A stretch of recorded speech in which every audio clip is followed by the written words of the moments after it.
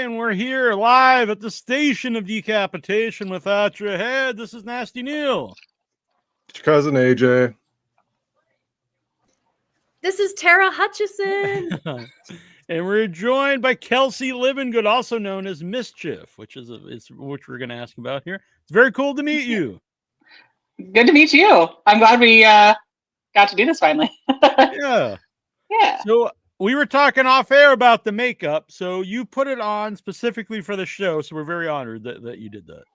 Yes. Yep, I did. I do this makeup all the time, probably like 3 or 4 days a week.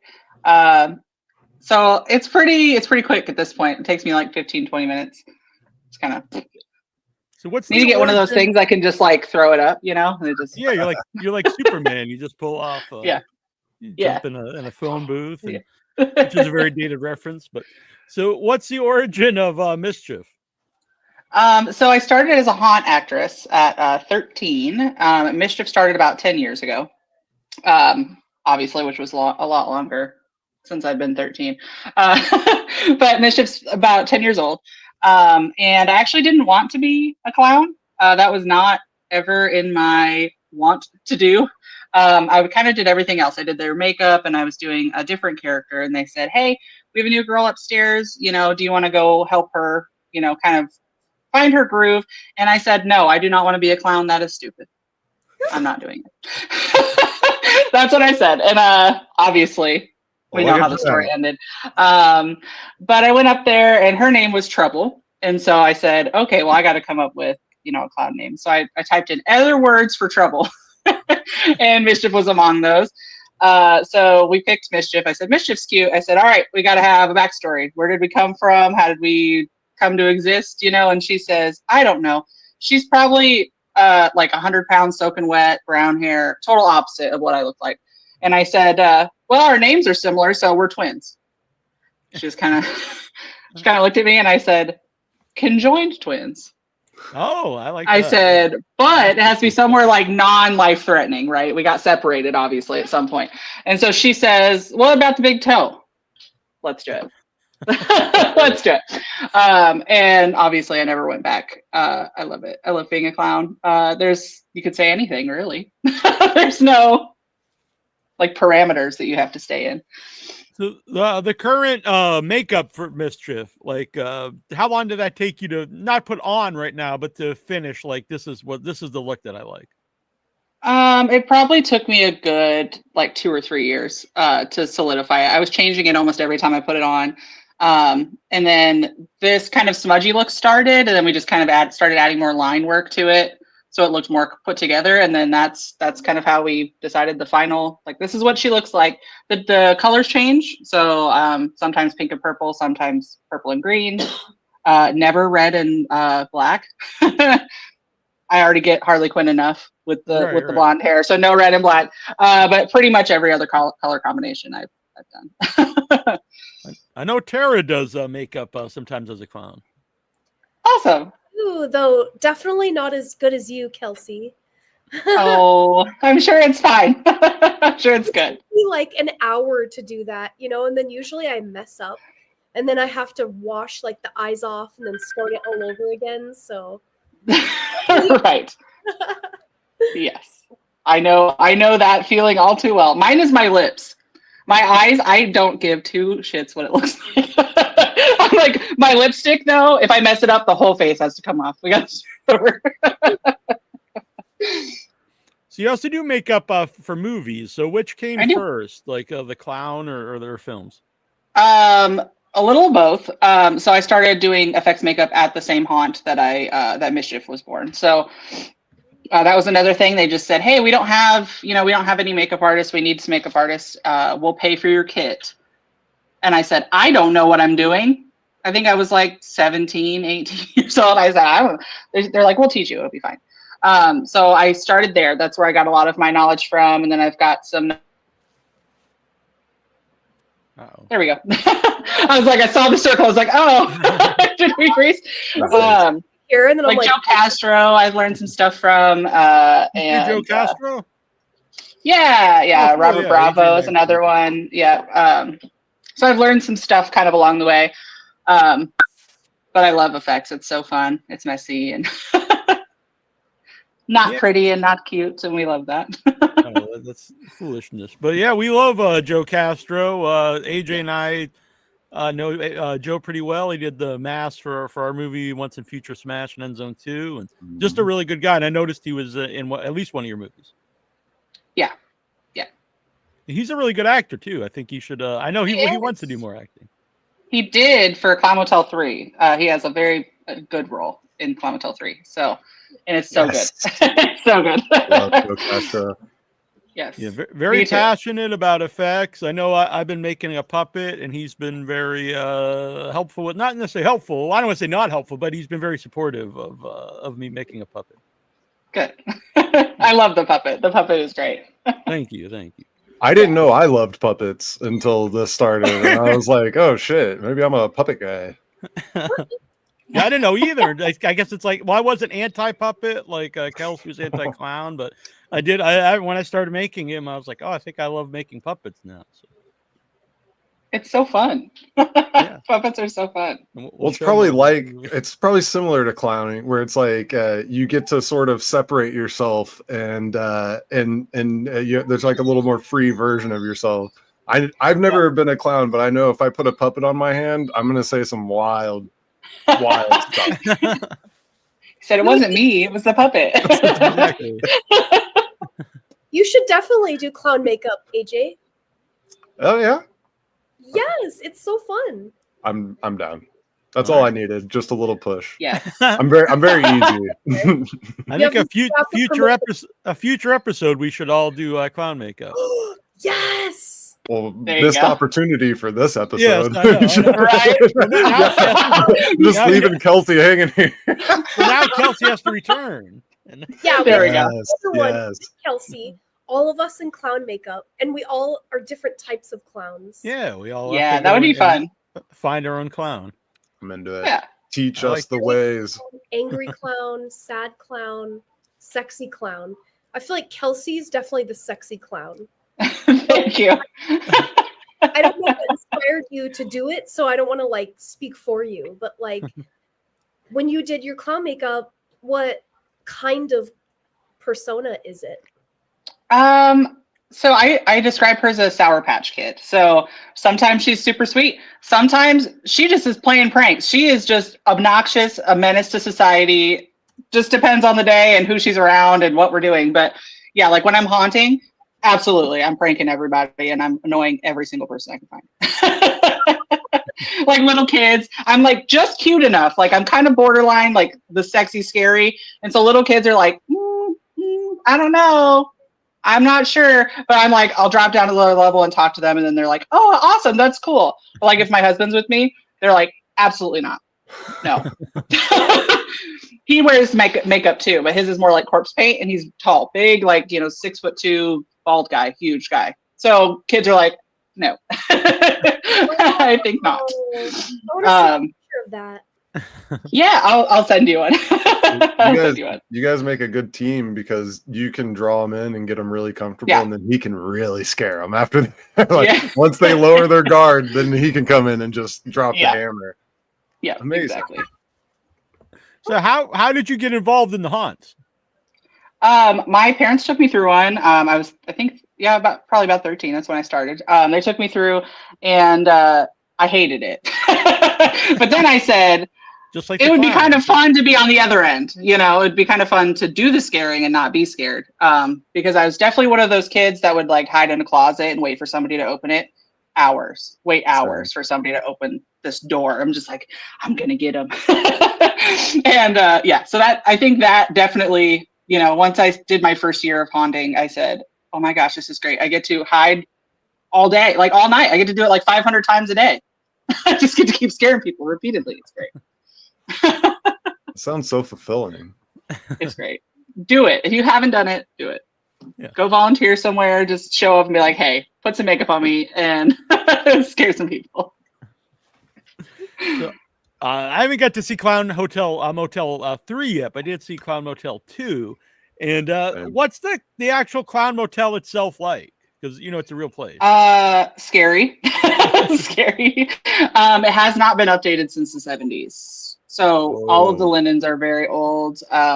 They've got paintings of giant clowns in every room. The room that I was in was 111, and it has a giant like picture of Reagan, like a drawing painting of Reagan with a giant clown nose, like huge clown nose. And I actually forgot that I was in that room. We stayed there for about a week, and so I think it was probably halfway through. I turned over, opened my eyes, and there's just Reagan's face. Just That's pretty scary in itself. I had the bed next to the wall, so like she was right there. But it was definitely very scary. It's built right on top of like an 1800 cemetery. That's just like a movie on its own. Yeah. Yeah, and it's very haunted. It's very it's very scary, very spooky. Would not travel at night. When we stayed there, I didn't really leave my room after it got dark. I said I'm just gonna stay in here. The ghost can't get you with the door closed, right? I think that's how it works. Where is that located? Like what state and city? It's in Tonopah, Nevada. Oh. So it's the Not middle too of the far from desert. you. Yeah. Straight Death Valley. So That's it's like crazy. a clown motel that was built in the 70s? Yeah. Cool. Yeah. Yep. It's very cool. Is it just themed that way, or was this Yeah. like a stop for groups of clowns? I don't think it was a stop for like clowns. I think it was just somebody loved clowns and just decided to make like a clown themed hotel. And then it just wasn't updated. And so people started saying, well, this is kind of creepy. It's in the middle of the desert. It's middle of nowhere. It's a really small town. So people are like, oh, this is kind of cool. And now it's a tourist attraction. So people book there, to go stay at the haunted Clown Motel, It's fun. Wow, that's so Yeah. cool. I just imagine a clown car pulling up and just endless clowns piling into the Just clown getting out. motel. one car in the parking lot, but the Yeah, whole right. motel's booked.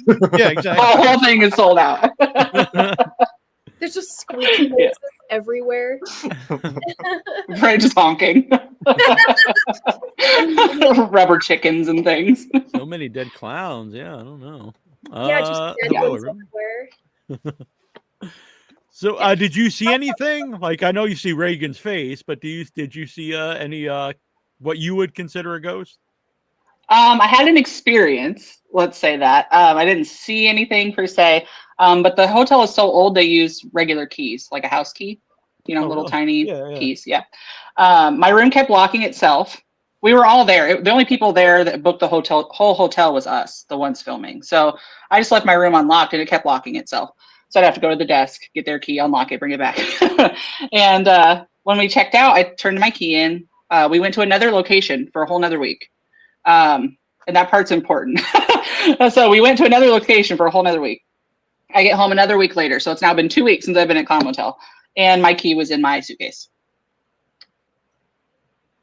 Yeah. That I turned in to the front office. Was in my suitcase. Yeah. Like, They want you to come back. Come back. Yeah. When I called the hotel, I didn't want them to think that I stole it. So I called them and they're like, oh, we have your key. I said, sure as hell you don't, because I have it. Like, no, we do. Okay. So I have it. It's in my house. It lives there. So, Kind of cool. That's kind of a cool souvenir. Wow, that's a Yeah. good supernatural. yeah. Yeah. I was like, didn't see a ghost per se, but that's definitely an experience. Yeah. Do you bring that key with you anywhere? Maybe. You Oh, think God, it's good no. luck or bad luck, It or- stays there. It stays. I have like an altar of things, like movie things, just like random stuff from movies that I've been in. But I have, it's all sitting there. It stays there. We don't touch it. We don't move it. It hasn't bothered anything at my house so far. So we're just Yeah. like, Do something if you You looked look in your luggage today and it's in there. I No, would pass away. No.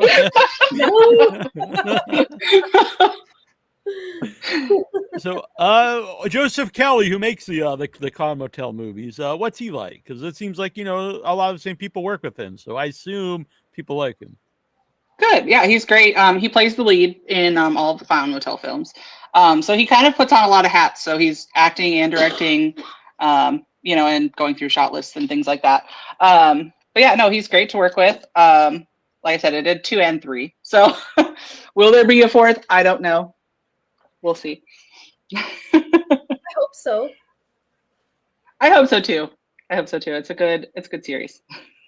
So, did you meet David Bailey on Clown Motel 3? I mean, 2? Yes, on Clown Motel 2. Yep. If people don't know, you went on to make Davis Cicada with David Bailey. David Bailey's a really good guy. Yeah. He came out to our premiere of Once in Future Smash in LA. Data the Cicada, from what I understand, you had a traumatizing experience making this movie. I did. Dave said, we're using real cicadas. We filmed it around like the hordes, right? Like the 17-year horde that happened a few years ago, 4 or 5 years ago. We filmed during that. So there were cicadas just everywhere, in the air, on the trees, on the ground, just cicadas everywhere. And he's very respectful of the cicadas. Like, we did not kill any cicadas for the film. All the ones that are dead were found that way. Yeah.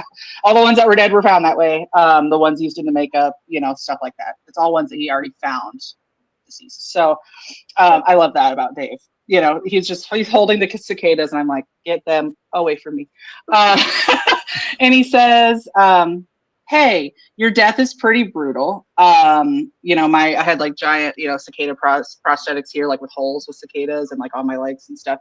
And he says, how would you feel if we just like let one crawl on your face while you're dead? I said, uno memento. Picked up my phone and Googled, do cicadas bite people? I said, I feel like that's a valid question. So I looked it up. The answer is no, they don't, unless they, for some reason, mistake you for a tree. So you're good. So I said, sure, we'll let that happen. So my death is an eyes open death. So they just, my eyes are open. So I also have to make sure that my eyes aren't fluttering, right? Because I'm dead and there's a bug crawling on my face. Giant, cicada. And so I have my eyes open, I'm dead. It crawls like in my eye, back out, like all over my face. And they yell cut, and they're all high-fiving each other. They're like, yeah, that looks so good.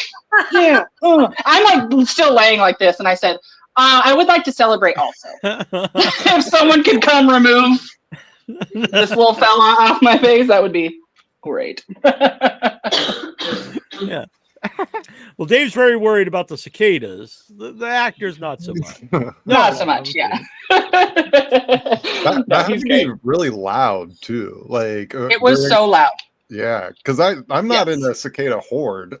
Just a normal amount of cicadas around where I live, and it is so loud. Like it's all I can hear sometimes.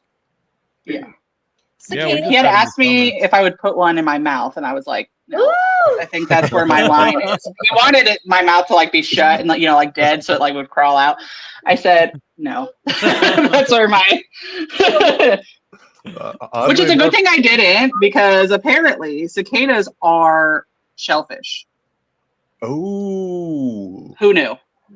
I'm allergic, very allergic to shellfish. So I said I'm glad I didn't put that cicada in my mouth. But yeah, so fun fact for anybody who might want to put a cicada in their mouth. I have done that. Put a cicada in your mouth? Yeah, when I was little, and they buzz around and it tickles. It's crazy. What the heck? That's terrible. Wait, he was out of Pop Rock, so he grabbed a cicada. Oh man, growing up in the South is weird. How old were you? I don't know, probably 32. Like 10. Oh. I was gonna say like 10. That sounds like something a 10-year-old boy would do. I think we all did it, like 5 of us in a circle. Like it's like a pact. This is you guys. So peer pressure. It was probably my idea, honestly. You're probably right. I feel like that would be a you idea. You know AJ very well. I don't know him, but I could tell. So, have you seen the finished Day of Cicada? I have not. I've heard everybody likes our part. I play like a stoner, which, I mean, I don't know why I've been typecast as like a goth stoner. Don't know why. I have no idea why. But that's what I'd normally get booked for. And he said, we're going to pretend to eat some mushrooms. So you guys are going to pretend to be high on mushrooms. I said, I am a baby child when it comes to like drugs. Like marijuana is like it. So I said, how do you act on mushrooms? I don't know. So I had to go do research. I had to go watch how people act on mushrooms. I'm like, oh, they just act kind of out of it. Very wiggly. I've never done mushrooms either, so I'm in the same boat with you. Yeah, I mean, just like baby Bellas, but I don't think they really have much of an effect. I'm too scared. Yeah. I'm already like having night terrors and hallucinations in my sleep, you know? So it's like I would be one of those people that did mushrooms and like thought I was a glass of orange juice and like tipped over and died or something. Like, and that stuff happens. I've since tried like the gummies since that filming. It's not a fun time. No. But my friend literally thought she died. Like for real, like thought she was dead, and then she woke up the next day and still was like, I'm not sure if I'm a living person. Am I a person? I was like, you're a person. I think if you're a Wendigo or a mimic or something, you're gonna have to go. Yeah, F no for me. Yeah, no. I can't do it. No. Well, I'm looking forward to Day of the Cicada. So, did you know this is probably more a David Bailey question, but do you know like the release date for it? I don't. That would definitely be a Dave question. I have no idea. I think he's trying to do a festival run. Yeah. And then so once the festival run is done, then he'll do like a VOD release, I would assume. Nice. Yeah. I believe Eileen Dietz is in it too, right? Yeah. Yep. So you worked with her in a few movies. Yeah. I love Eileen. Yeah, she's awesome. I love her. Super nice. Very quirky. I mean that in a good way. Yes. I love her. She's great. And Mike Ferguson also, who he's in a lot of stuff. He's been on the show a few times. Really good guy, and so he pops up everywhere now. Heck yeah. Yeah, I've worked with him a couple of times. He's also great to work with. He had no voice on Clown Motel 2, which is why he doesn't talk in like the beginning part that he's in. When I say he lost his voice, I mean he had nothing. Like it was just a whisper. And that was my first time meeting Mike Ferguson. And so I'm like, wow, he's so quiet. And I think I said that out loud, and somebody was like, wait till he gets his voice back. I said, oh no. And then I worked with him on some movies after that. But I was like, poor guy, he does have a voice. He kept whispering. He just kept saying, make it sexy. Make it sexy. During his parts, like hitting somebody with a beer bottle. He's like, I'm going to make it sexy. You go, boy. Well, Pepe says he once cooked a cicada at a barbecue. So now I'm curious. I wasn't going to put, he said this a little while ago, but now it was before you said it was shellfish. So now I'm curious what it tasted like. Maybe I can make some like a cicada scampi or something here in the near future. Oh, no. No. After the clown show, are we going to do a show where we're all on mushrooms? I'm in. Let's go. It'll just be me crying hysterically for 4 hours, but it's. Is that a no from Sarah? She's a. We should all be in the same place if we're going to do that. That way, if somebody freaks out, we're not just like on screens. We can help. You're gonna wear clown makeup and eat cicadas. No. We'll get like a Beyond Cicada for Kelsey. Right. I need a vegetarian cicada, please. Or maybe not a chicken. I'll take that too. The chicken cicada. Impossible cicada. Yeah. So, Night of the Dead Sorority Babes. This was really fun. A really fun cast. Lynn Lowry's amazing in everything. Yes. So, what was that like to film? Because it seemed like all of you were in like pretty much one location in the one house. Did you like all stay together while making it? Yep. We stayed in that house for 2 weeks. So it was like we were in a real sorority. I mean, we all were, sleeping in bunk beds, like, hanging out, having little slumber parties and stuff. I said, this is fun. I love this. This is great. I love Lynn, though. Lynn Lowry is wonderful to work with. She cracks me up. There are quite a few one-liners in there that were not scripted that she said, and we all just stopped every time. Amazing. The line where she's talking to Blair after she cuts her fingers off, where she's doing like the three little pigs, or this little pig, you went to market, Yeah, this little piggy stayed home. yeah. And she says, this little piggy's cried wee, wee, wee all the way fucking home, is what she says. And all of us just looked at each other as if like just the greatest words have ever been spoken. It was amazing. It was so good. I did effects for that. Angel Bradford and I both did effects for that. And then she directed it as well. I actually didn't know that she directed. That's cool. Yeah, and the effects are great in it. I was even mentioning, I have in my notes about the gore effects. Thank you. So did you do the effects on yourself as well? No, Angel did my effects. Yeah. Okay. Angel did my effects for me, and then I did hers for her. So then we both teamed up on everything else. So it was fun. It was very good. It was a very fun experience. Like I said, just living with everybody for 2 weeks, I think just made like the relationships that much more authentic. You know, because we had to be around each other all day. It wasn't just like, we're here on set, and then we all go home and then come back the next day. I mean, we were eating dinner together and staying the night and all that stuff. So yeah, I think that's a real bonding experience. That's my favorite way to make movies. I call it the pirate ship experience, and it's fun. It's so much fun. It's like you really get to know people too. So it's like I don't know. I feel like it makes the films better. Mm-hmm. Yeah, I think it comes through. Like you could tell everyone is trying to make something together. Either it's a fun or whatever, but you could tell like everyone's gelling. Yeah. Right. Yeah. That's Then Lowry made me cry for real. Really? I love her. Like I said, I adore Lynn.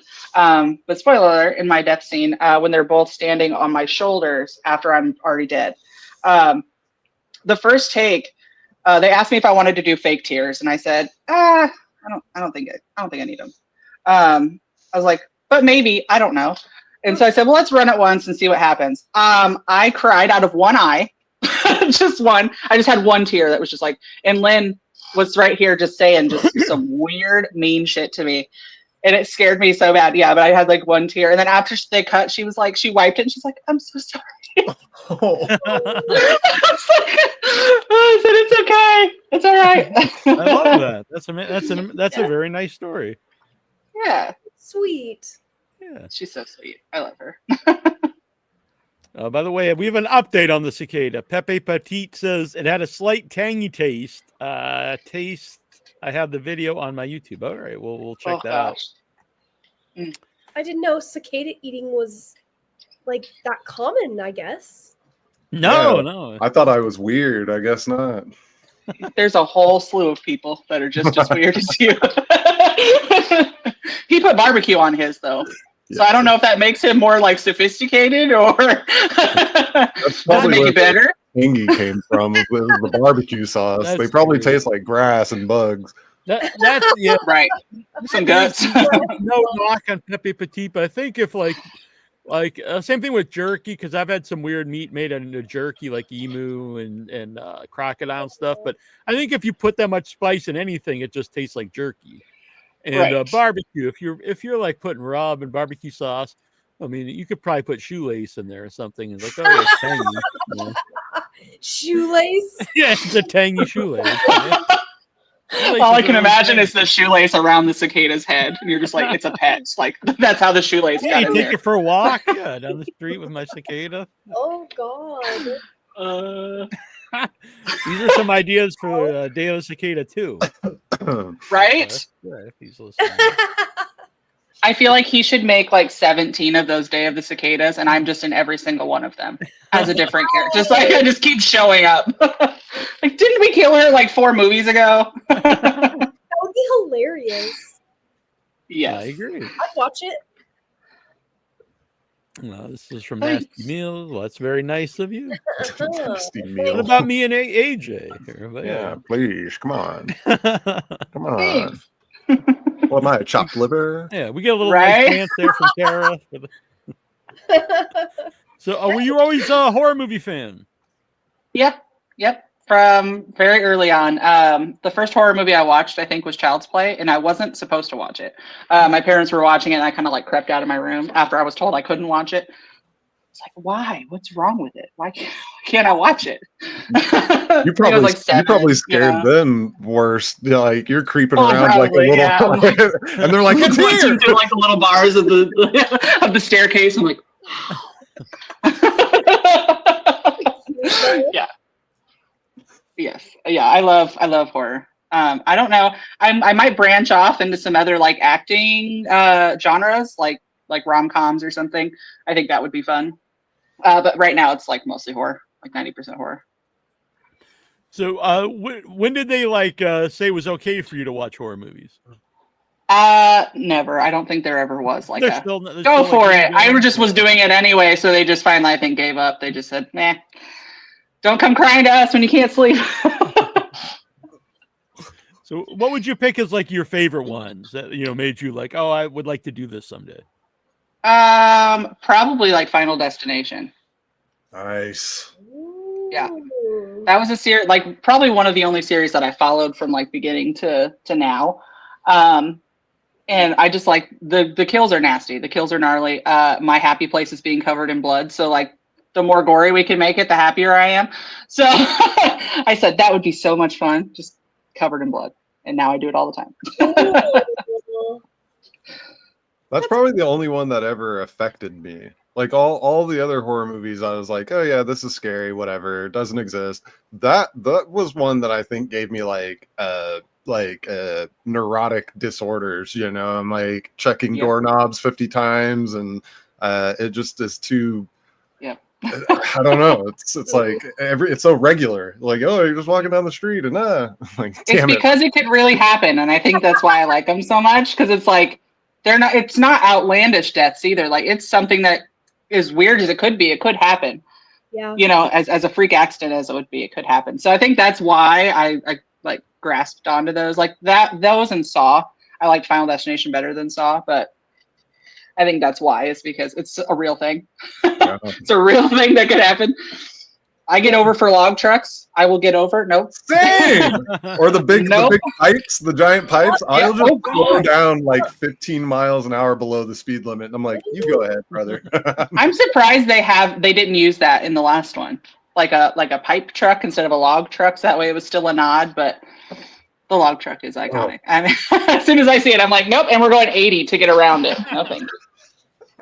Oh, my pal here, Mr. Kill Everything. He just sent in a $5 super sticker. Thank you, Mr. Kill Everything. And he does video game. He does video game streams, and he plays a lot of those horror games. So I know you like the movies. Did you also play the games before that?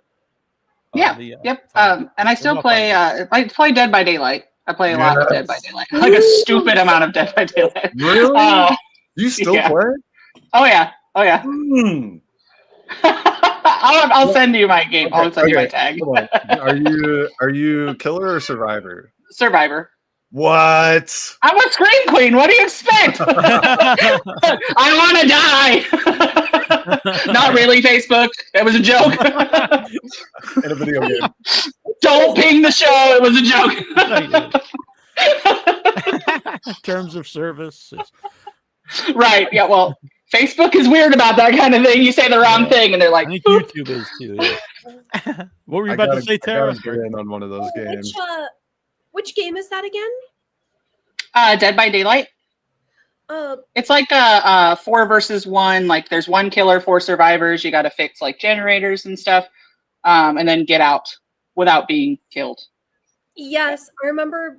Is that the one that's like has like an older version that's from like 2012 or whatever? Maybe. They just had their 9-year anniversary. I was gonna say, I think it's an old game. They just keep updating it. Okay, I got addicted to that game for like 3 days straight, like playing with other people. And like, is that the game where there's like a carnival level? Yeah. Yep. Yes. There's Yes. Yep. Oh my god! For like 3 days straight, all I did was eat fast food and drink beer, and I just like got so like I don't play a lot of games, but if I play it, I get like addicted for like 3 days straight. And I played it. Oh my gosh, I can't ever touch it. I'm too addicted. You just I'm like described every my life. day almost. I was gonna say you described my life for like 2.5 years straight. You got 3 days. You got 3 days and got out. Good on you. Right. Good for you. That means you don't have an addictive personality. That's what it means. Like you're not addicted to just random stuff on the internet. That's me. I'm like, and now my TikTok is Dead by Daylight. All of it. Cool. I said I got to change my algorithm. And, like how cool that game is when like the It's fun. helicopters coming to pick you up, and then like sometimes people don't make it.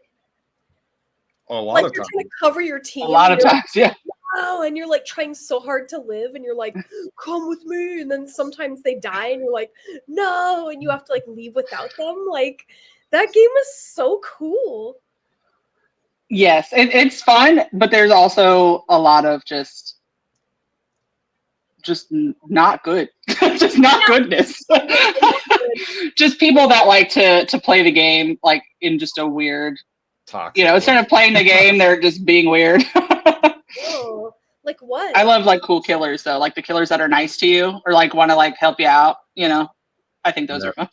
On those games, can you like? On those games, I don't know because I haven't played a game since like Ghosts and Goblins on the NES or something. But Okay. do you like? Can you pick a? Can you pick your own group like of people so you don't have like people you don't know come in? You could, but it's mostly you just hop in with whoever they just pair you. But usually what I do is I hop in like a party with my friend, and then us two will get put into a party with other people. So you can bring in like people that you're friends with. Unless you're a killer, then you're just on your own. You're on your own. Yeah, you get no help. I was so bummed when they killed Friday the 13th servers here from David Deadman. I know a lot of people were. Yep. It's like a very similar game. They're not much different. And I played the Friday the 13th one, and it was a little clunky. I thought, yeah. but Dead by Daylight, and I don't know, did they ever get rights to Jason on Dead by Daylight?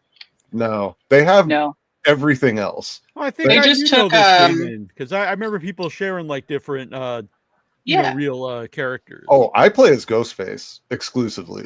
Of course you do. Just hiding around corners and peeking out, and I mean, it terrifies people. My least favorite is Michael to play against because he does that shit on purpose. Like you're working on a generator and you're like, wow, it's awfully quiet, and then you just move your camera around and he's just standing there right behind you. You're like, oh god. He waits for you to like notice that you noticed him, and then he's like, okay, you can die now. Now that you've noticed me noticing you. That's so cool that you're a hardcore Dead by Daylighter. That is so cool. It's fun. I love it. Did you play long enough, Tara, to have like a favorite person that you played?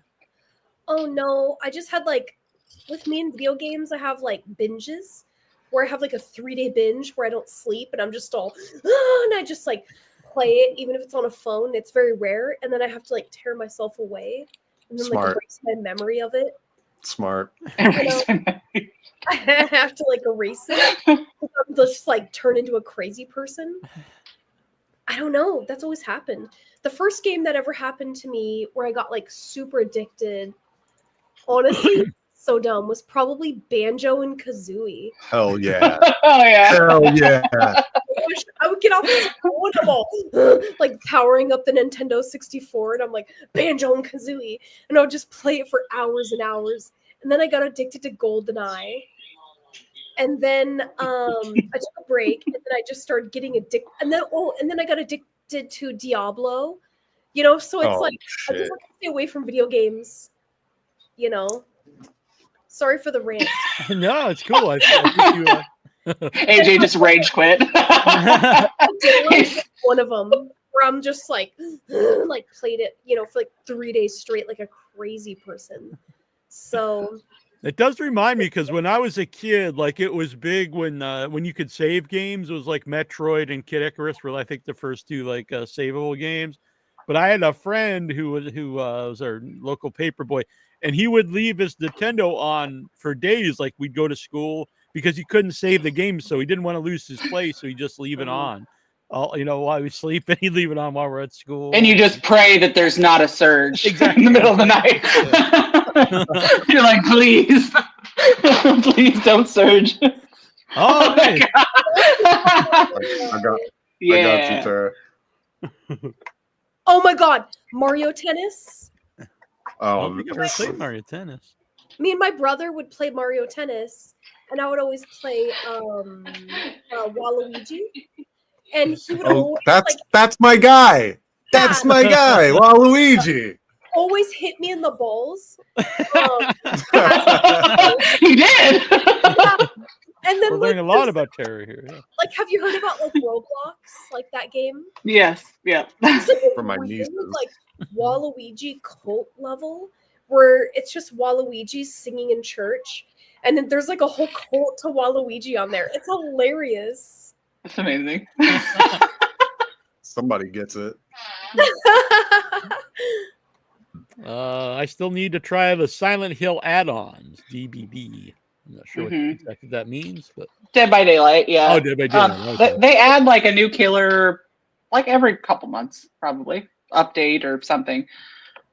We just got like 2 new survivors, Walking Dead, so that's all that's been. That's all the survivors have been the last couple of days. I love playing Left 4 Dead Buzzing. Oh yeah, the Texas Chainsaw Massacre. I saw this. The same people made that did the Friday 13th one, and I think it was the same kind of thing though. They just stopped making it after a while. Yeah. Yep, but they said the same thing. No more updates. Leatherface is on Dead by Daylight though. Yes. Yep. But they don't call any of the killers act their name. The Ghostface they do though, right? Or no?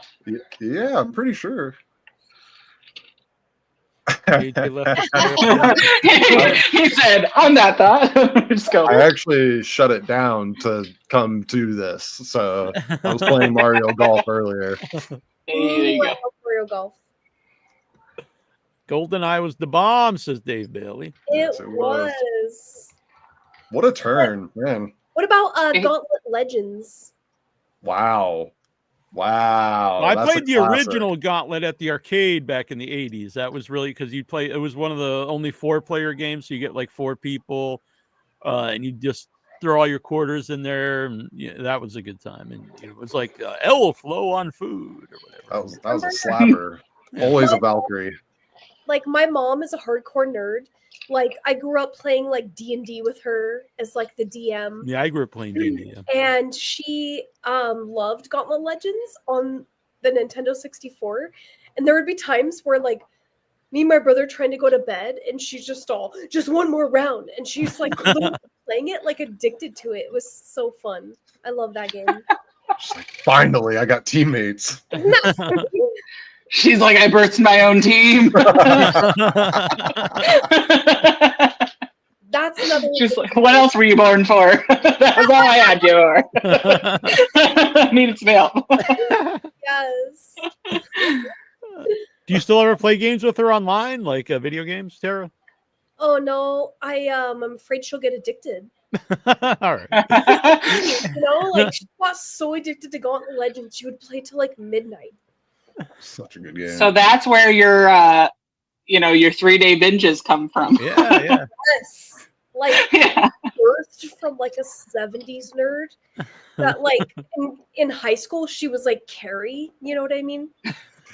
Like that kind of she had telekinesis.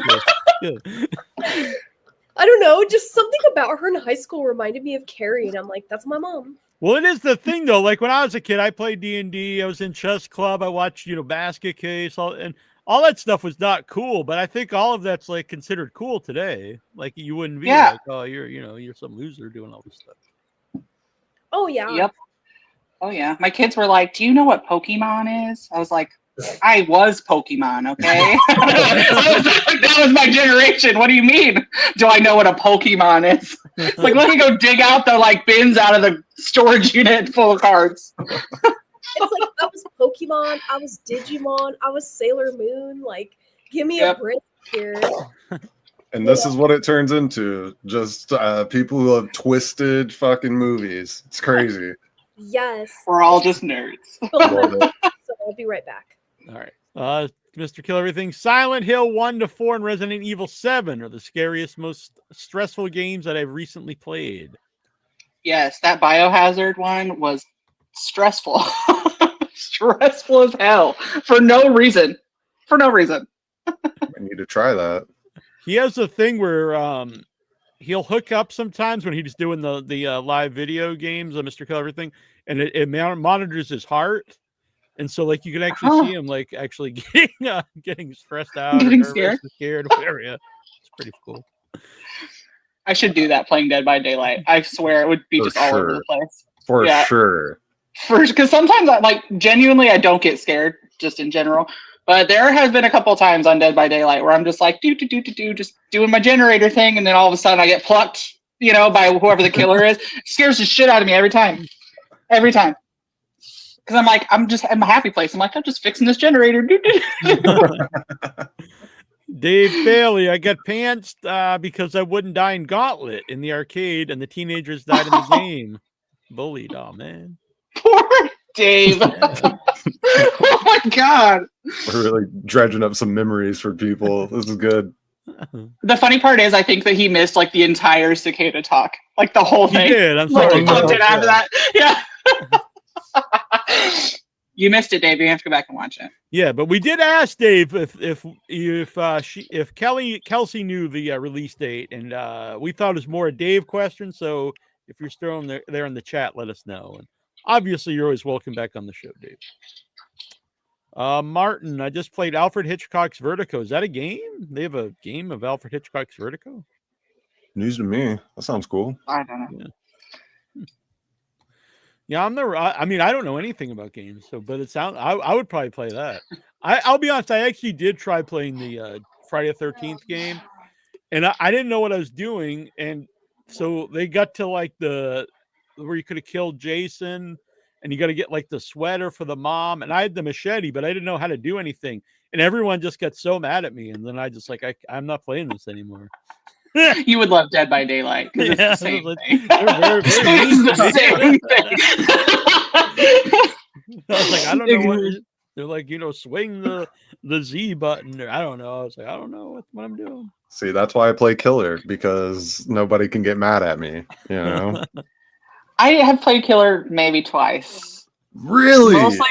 Mostly because it takes so long for a match to load because everybody wants to be the killer. Sure.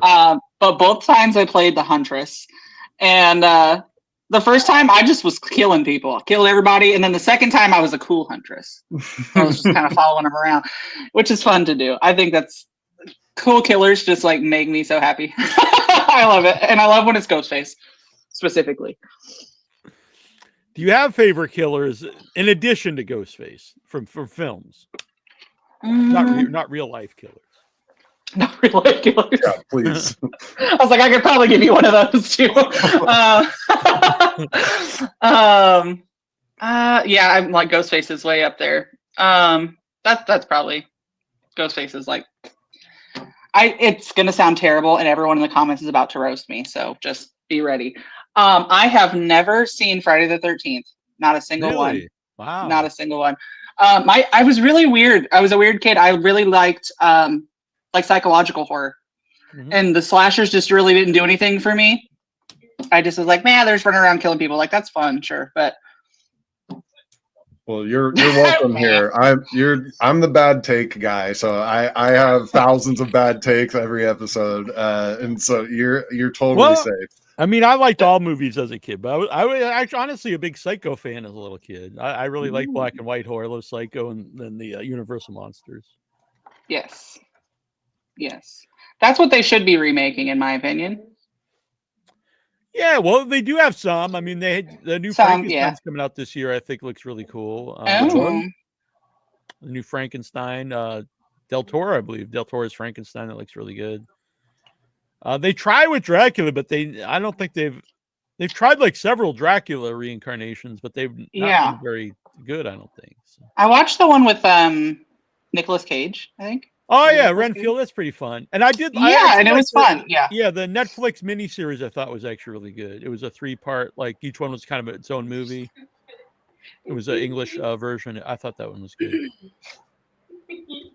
And yeah, I know. And but some of those, like Creature from the Black Lagoon, they haven't made one for like 60 years now. So Right. I think, It's instead of time. remaking stuff that's like 10 years old, why not remake something that's, decades old? Yeah. Mhm. I Welcome can't back. We need talk about some new like originals is what we need. We need Yeah, new we have, originals. we have been seeing some rise of original slashers, like, Art the Clown, I would say, is like iconic now. Mhm. Yeah, he would tell you he's not. He would tell you he's not, and then I would look at him and tell him he's wrong. Yeah, I mean, definitely. I've been telling him that for a long time. You got Captain Spaulding on the shirt here. Oh.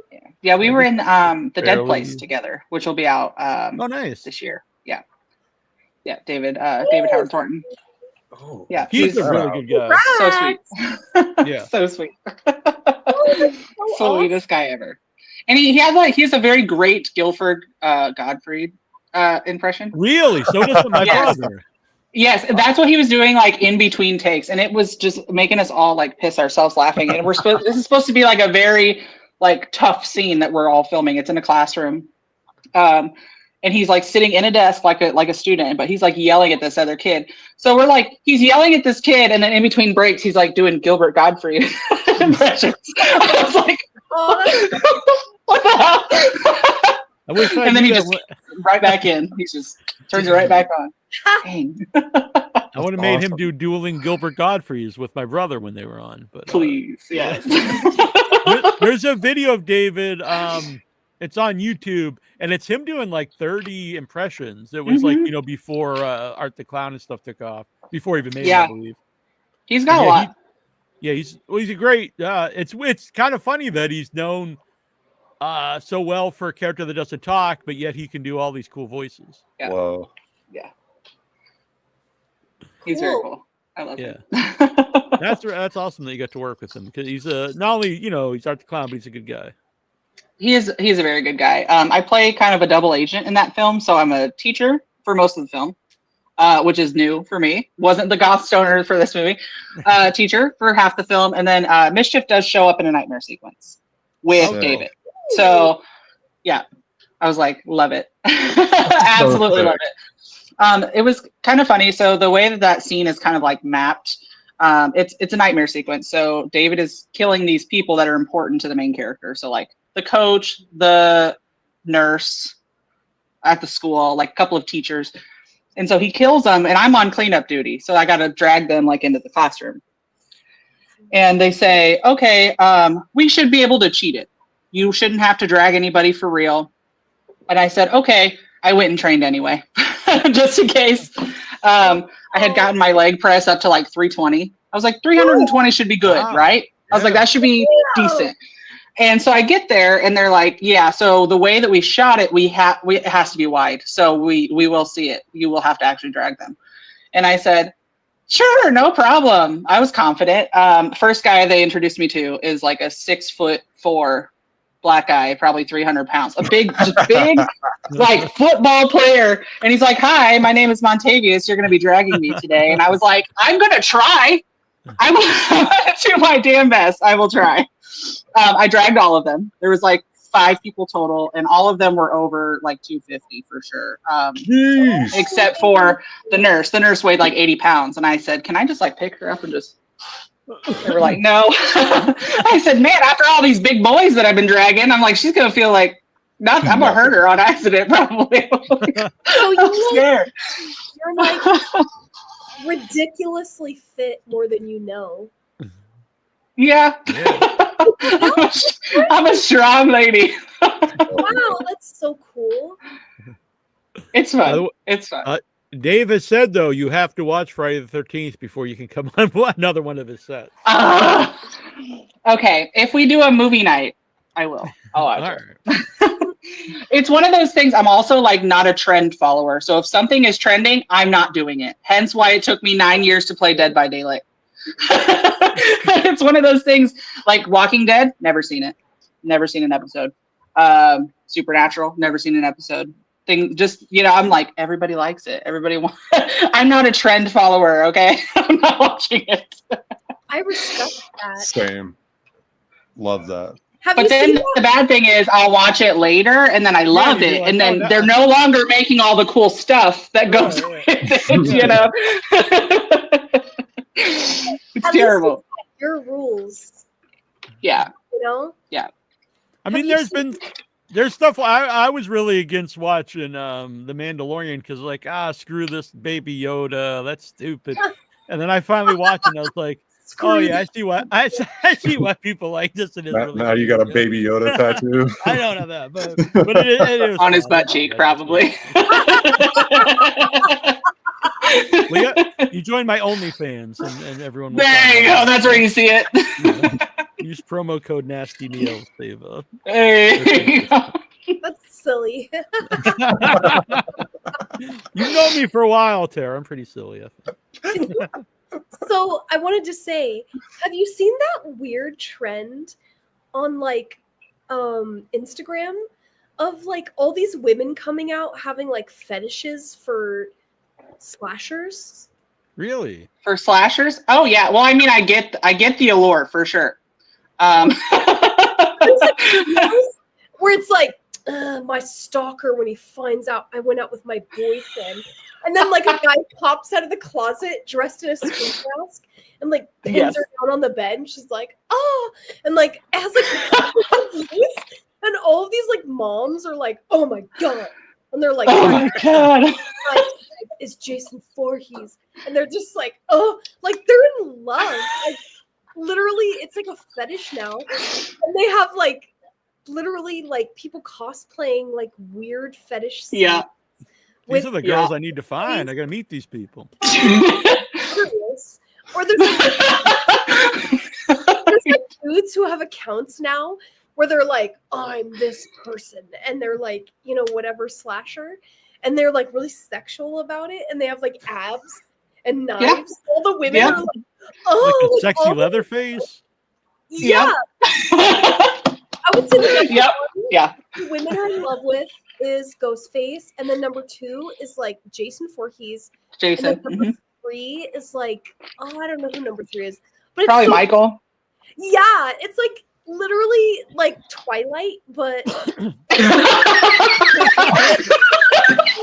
oh, Jason Voorhees, come kill me, you know, like.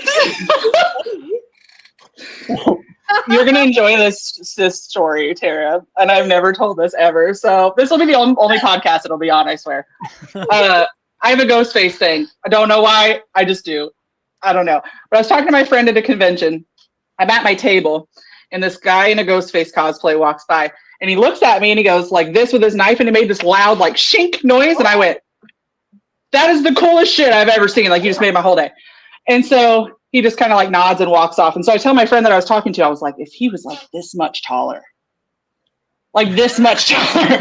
And so the next day, my friend comes to see me, my other friend. And so I'm telling him the story, and he starts laughing hysterically. And he goes, how about that was me? I said, what? And he goes, that was me. I said, oh my God, I'm so sorry. He goes, only if I was this much taller, huh? I was like, Oh my god! I was like, I'm terrible. This is terrible.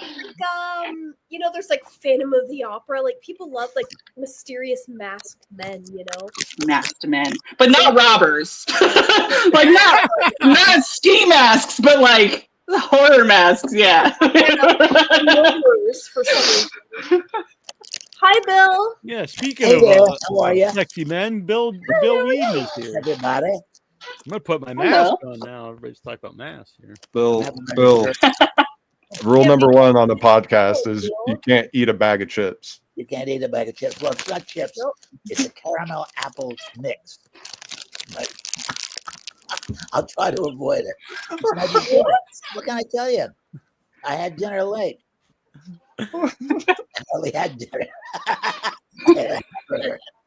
Our friend Bill Wheaton is here with us, Uncle Bill. Bill, this is Kelsey. Kelsey, this is Bill. Hey, Hello. Kelsey, how are you? I'm good. How are you? Hey, Tara. Hello. Cousin AJ. What's up? What's up? What's up? What's up? Sup, dude? Sup, dude? I'm sorry. You have a voice modifier on? Nope, that's just my real voice. You can do that?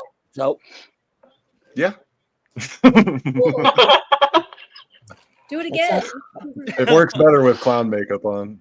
I heard the end of your conversation. It sounded really cool. About Tara's algorithm. Kelsey's My films. algorithm and the real killer fetish. Ghostface fetishes is what we're talking about. If anyone's tuning in, that's where we're at. Now we know why Bill wants to play a killer in his next movie. Yeah. So yeah, I have to see some of Kelsey's films. They sound awesome. Thank you. Yes, Babezilla, which you is out, and you did with Ginger Lynn, who's I just did an interview with. It's not been posted yet, but she was great, really nice person. So, what was she like? Was she on set with you when you were making Babezilla? No, so you just see her briefly. Did you have a chance to watch it? Yeah, I watched it. Yeah. Yeah, you see her just briefly after Babezilla gets her butt kicked, and she's kind of like rallying her daughter to be like, Yeah. come on, you can fight her. Like, this is who you need to go see. This is, how you need to fix what's going on. So no, she wasn't on set. They flew to her in, I think, Vegas, and they filmed that in a hotel room on a green screen. Looked great. Wow. Yeah. Yeah, no, yeah, it came out very good. Yeah. Kelsey, I was looking at your Facebook page because I like to gossip about people. And I was looking at your page and I saw these two lovely children on there. How do you are they your children? Yep. I have 11-year-old twins. Really? Yep. Yeah. Yep. This is Yeah, one boy, one girl. I said, that's good. I don't want to be having two normal children and being in the film theater.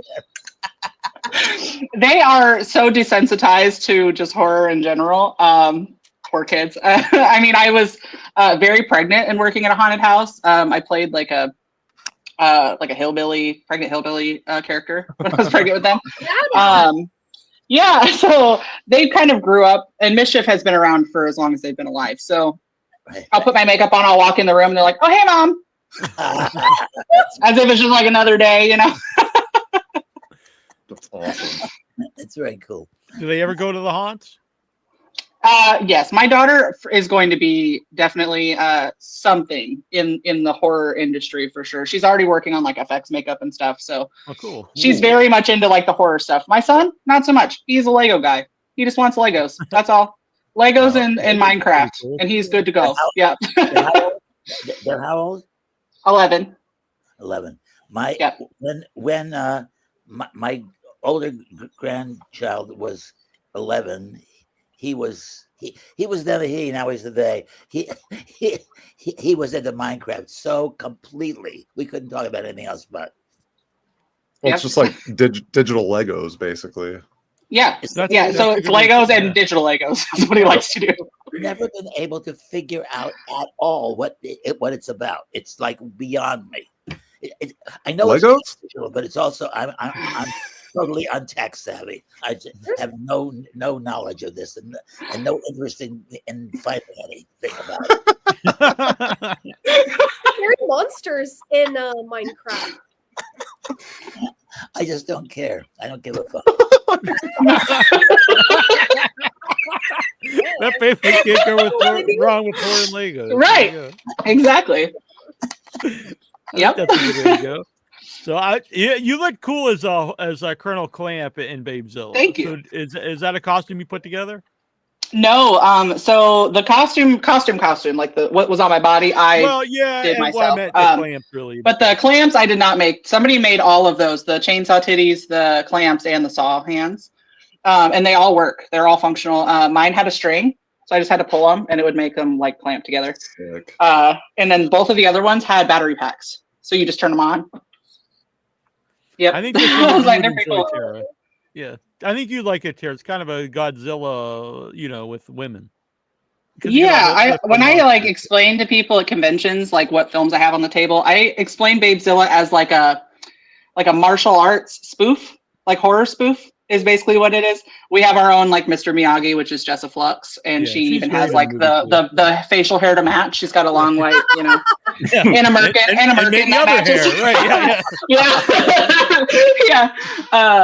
Yeah. So it's very, very fun. It is very much a trauma-esque film. So if you are not into like gratuitous nudity and funny plot points, don't take the acting too seriously. If you like that kind of stuff, you'll love Babezilla. I love that kind of stuff. And the jokes, I think the jokes were hilarious. Like I was like repeating them to myself, and I'm like, Jesus! Like we started using the stench trench line just like in regular conversation, like all the time. Like open up that stench trench. Why was that a line? I don't know. It was great. This is what movie? Which movie is this? Babezilla 2. Okay. Yep. Yeah, and the music's really fun in the movie. Yeah, I love the theme song. Anything Cousin AJ thinks is funny, I think is funny, and we've established this, right? Yes, many times. Cousin AJ and I like when you say it. Cousin AJ are very different in many ways, but our sense of humor is exactly the same. There's no differentiating. No. It happens. We are the same. It's a fun one, humor-wise.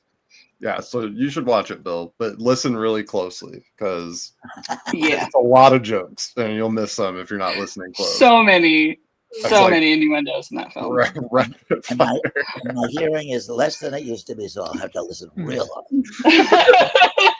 There's some naughty stuff in the movie, though, Bill. So you might have to hide your eyes. I don't know if I can handle that or not. Right. I totally do not go for anything naughty. Exactly. Very strict man here. It bugs the fucking shit out of me. Yeah, right. It's a very fun one for sure. And they even walk you through the first one a little bit, so that way if you haven't seen the first one, you don't necessarily have to watch it to understand what's happening, which is good. Babezilla 2 is it? This is or what is it? Yep. Babezilla 2. Mm-hmm. So you don't have to see the first one, but you could. No. Yeah. You could. Yeah, they the first one is called Babezilla versus the Zombie Horde, but it's not spelled normal. It's spelled WHORED. Yep. And then the second one is Babezilla versus the Cyber Skanks. I love that. That is spelled like skanks. And I am a skank in that film. I am a cyber skank. It's great. It's fun.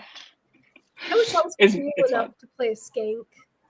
You are cool enough to play a skank, Tara. I'm too cheesy. You have skank pigtails on, just like me. I'm way too cheesy. I'm like, hey, all the time. I loved Babezilla. I have done a lot of serious films, like a ton of serious films, and Babezilla was the first like comedy horror that I had done. Oh my god, so much fun. So much more fun than a normal horror film.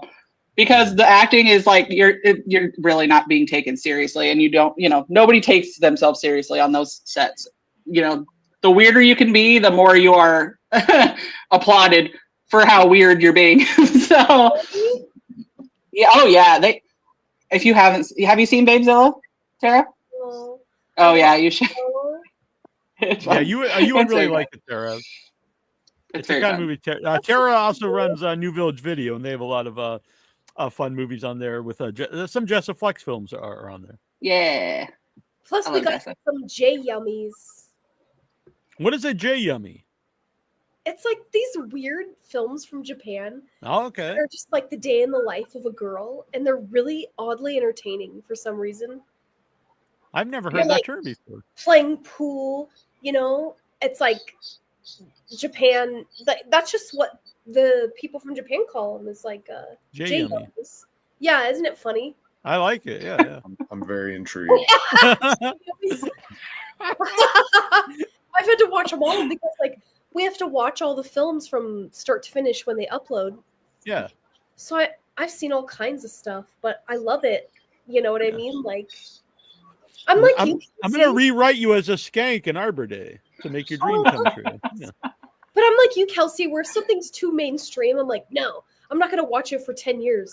I'll make my own opinion on it. Right? I want to make my own opinion. That's me. Yeah. I'm not gonna let the fervor of the masses tell me what to like. It feels too much like follow the current, when you Yes. jump into something that everybody like. I didn't watch Stranger Things either. I haven't watched that. Yep, I'm the same way. And then like 10 years later, I'll watch it and I'm like, no, I can make my own opinion. And then sometimes I like it, sometimes I don't. You know, I've never seen Game of Thrones. I've never watched any of the Marvel movies. Not because I don't think they're good, but because like there's just this weird stubbornness in me since I was a kid where I'm like, if everyone else likes it, I don't, kind of thing, you know?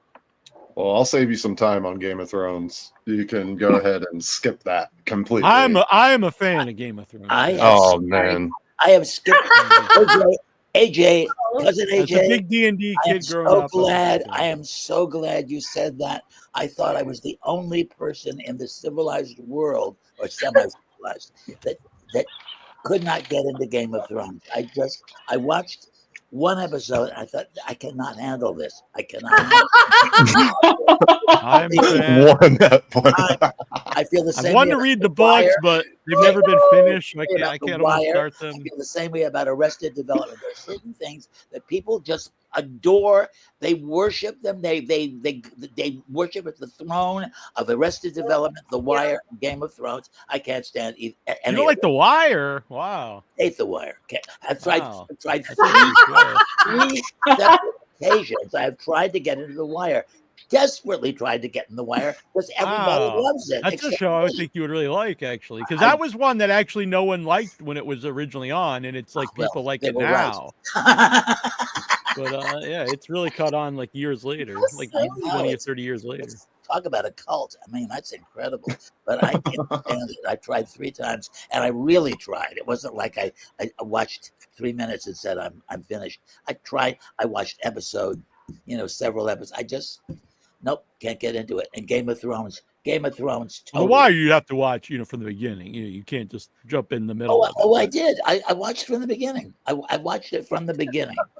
I started with episode 1 and made it through episode 4. I think and on 3 different occasions. I mean, look, I'm perfectly willing to say I'm wrong. Except It's fine.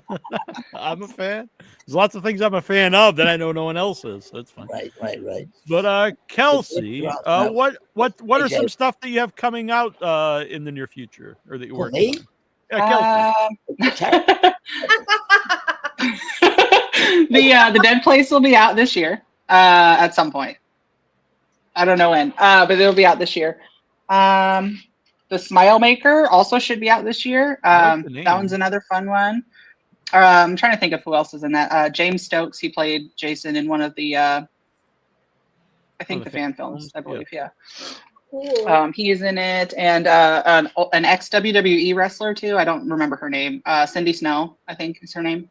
Cool. But that was fun. That was a really that was a very fun set. Very serious film.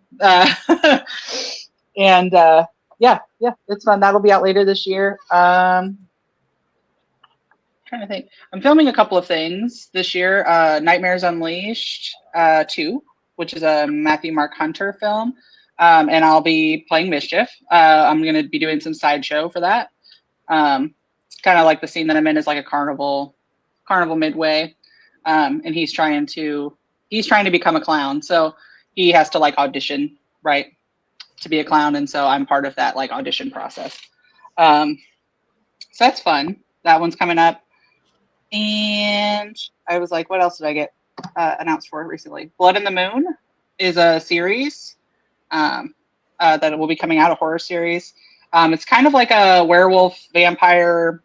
It's kind of like old school monsters kind of a series. Well, that sounds fun. Yeah.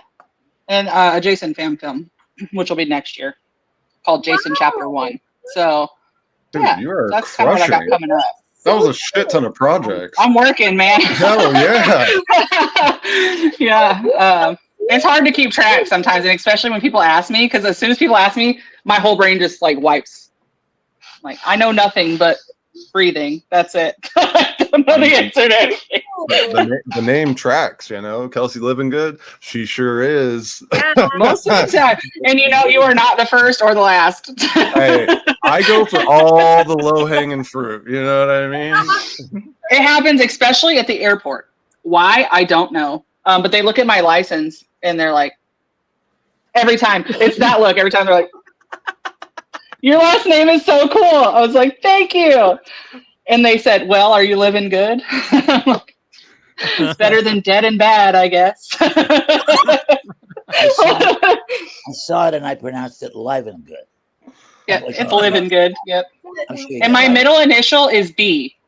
So I think that people just think that I'm just like making stuff up. My name is Kelsey B. Living Good. Yeah, Oh my god! Yeah. I love that. That's You're a real working actress, and good for you, Kelsey.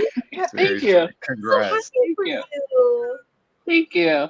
You're killing it out there. And I looked up is Cindy Snow. She was in ECW and WWE. Yeah, ECW. Yeah. Very cool. Yeah. Oh, it was big ECW. Yeah. Her fan. and James both played paramedics in the Smile Maker. All right. Well, I'm looking forward to that. And where can people follow you to see what you're up to? The easiest way would be allmylinks.com/mischieftheclownofficial. That has everything: Facebook, Instagram, TikTok, I'll include that here. IMDb, some stuff like that. So that's the easiest way to find everything in one spot. It's allmylinks.com/mischieftheclownofficial. All right. Sounds good. Okay. And you're welcome I was back like, anytime. everything should be there. Hey, Oh yeah, I would love to. what are you on Instagram so I can go follow you? Mischief the Clown Official. Mischief the Clown Official.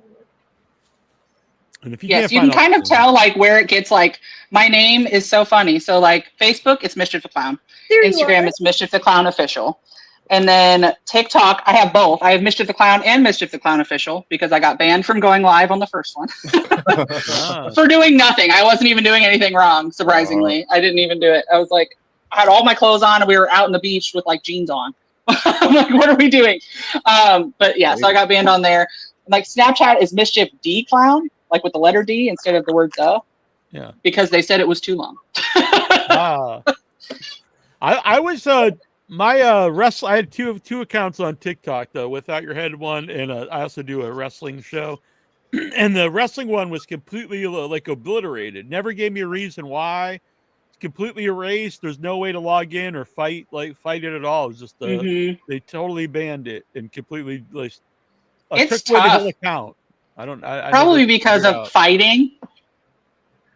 Because wrestling Yeah, is no- fighting. Well, I posted like clips of the interviews, and someone told me because I didn't edit. There's a lot of language in a lot of them, so I don't know if that's a problem on TikTok. But Yeah. TikTok is very picky about what you say in the way that you say it. No kidding. yeah, I posted a lot Unfortunately. of New Jack clips, and they were had a lot of language. Yeah.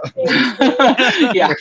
Like post the guy that's like stabbing people outside the ring and go Yeah, figure, you know. It's so weird. I'm a weird. sideshow performer, so like I eat glass and I eat fire and stuff like that. And when I put that stuff on TikTok, TikTok acts like I am just trying to convince the whole world to just stick fire in their mouth. And I put in all my stuff. I'm like, trained professional. Do not try at home. Please. For the love of God, please don't. And my videos, every time they'll take them down and say, oh, we're taking this down because of like harmful acts. I said, well, I'm a professional. I do this like as my job. Yeah, And they always bring it back, but it's annoying to have to like tell them every time. I do like, I put a tube in my nose and pull it out my mouth. I do that too. And that got pinged a couple times. Yeah. What's it like Yeah. If you you go look on like my Facebook, it's all over my Facebook and Instagram. I have all sorts of like people stapling money to me, stapling 8x10s to me, like Hell all yeah. sorts of, yeah. Love a sideshow. Wait, when you It's so eat fun. glass, do you swallow it? Yeah. Does it like hurt when it goes down? No, it hurts when it comes out sometimes.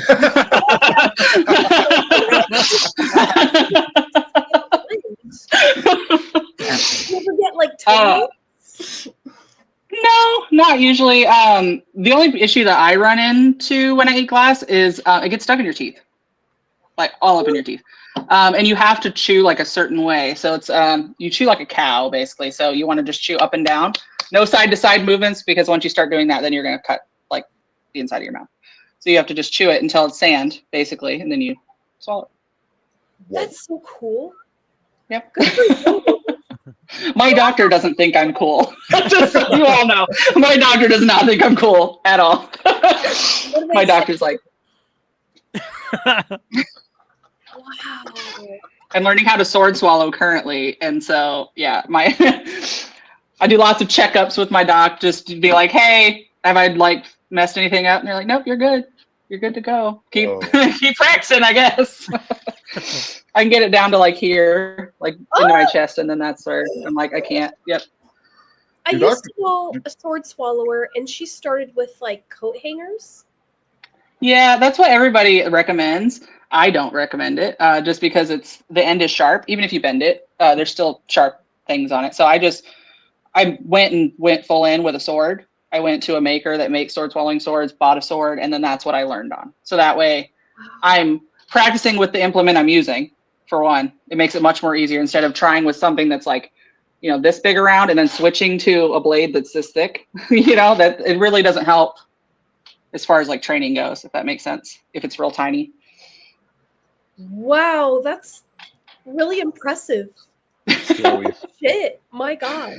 Scary. It's fun. It's scary.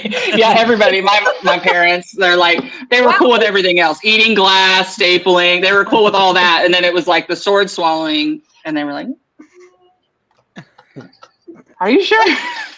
The stitches on your earlobe healed good. I remember you said it. They I guess going up did. from threading. It did. I had bought cheap jewelry off Amazon, externally threaded jewelry, which means that you there's a nut basically, and you screw it on the back. But when you do that, it could become like misthreaded, and then you can't unthread it anymore. You can't unscrew it. I had a plug stuck in my ear for 2 years, and my friend Verona Fink, she does sideshow burlesque, and so she does piercing, body suspension, all that stuff. So I said, hey, can you get this out? She said, yeah, let me see if I can. And she goes and gets forceps, and she's kind of, trying to get it off. She can't. So she brings somebody else in. He's kind of working on it. I had just had an edible, so I was having a great time. I was sitting in the chair, just like, I was happy to be there. I didn't care. And he said, well, we have a few options. We can just leave it. We can cut from the bottom up, pull it out that way, or we can try and push it through. I said, well, pushing it through sounds a lot less scary than just straight up, So they did. They pushed it through, but it ripped on the way out. So I had to get like 4 stitches. And that was just right then and there. No numbing, no nothing. She just said, yeah, that needs stitches. And I said, right now? She said, right now. I said, cool. Sick. I've never had stitches like that before. Let's do it. Whoa. You're pretty tough, huh? That is hardcore. Oh my God. Holy shit. Ooh. I've never felt less tough in my life. I'll let you guys know when I do body suspension, and I'll send it to you. It's on my list of things. Yeah, it's on my list of things to do. Do people get to swing you? Yeah. Yep. Just push you and spin you in circles and stuff. It's fun. I've watched a lot of suspensions. I've never done one, but it's on my list of things to do for this year. So at some point, I'm going to get some hooks in my back, and I'm going to get pulled up. Yeah. I went to a show once where this guy like pierced like meat hooks in these 2 guys' backs, like with a chain. And they played like tug of war. And it was crazy how much the human skin can stretch, huh? Yeah. Yep. I've seen some pretty crazy suspensions in my lifetime, and the human body is amazing. It really is. Tara's just hanging out with Cenobites. You right? Yeah. And actually, Verona's thing is called Cenobite Suspension. That's her company name, is Cenobite Suspension. So, yep, very much Hellraiser. She loves that shit. As gruesome as when I watched a woman get her lips injected, because like the syringe went like this way to inject the lips, and like the popping sound it made when the syringe went in almost made me vomit. I was all, I'm just like, I can't do this. I can't do this. She's like, and then it like popped through her lip, and they're like injecting it, and they're like, "Are you okay?" And she's all, and then they kept popping it, and like the noise when it was popping into her lip, I like felt like I wanted to die. But I could watch the meat hooks in the back though. Like that was fun. Yeah. Like the lip injections, I'm like, I don't know. When they have like hooks in their back, so you're not getting anything injected into you. I think that's where the weird part comes in. You're just like, oh, they're putting something in there. With hooks, they're just they're there. You know. Good point. Good point. Yeah. Yeah. If you do meat hook injections, then you're You're gonna be real strong.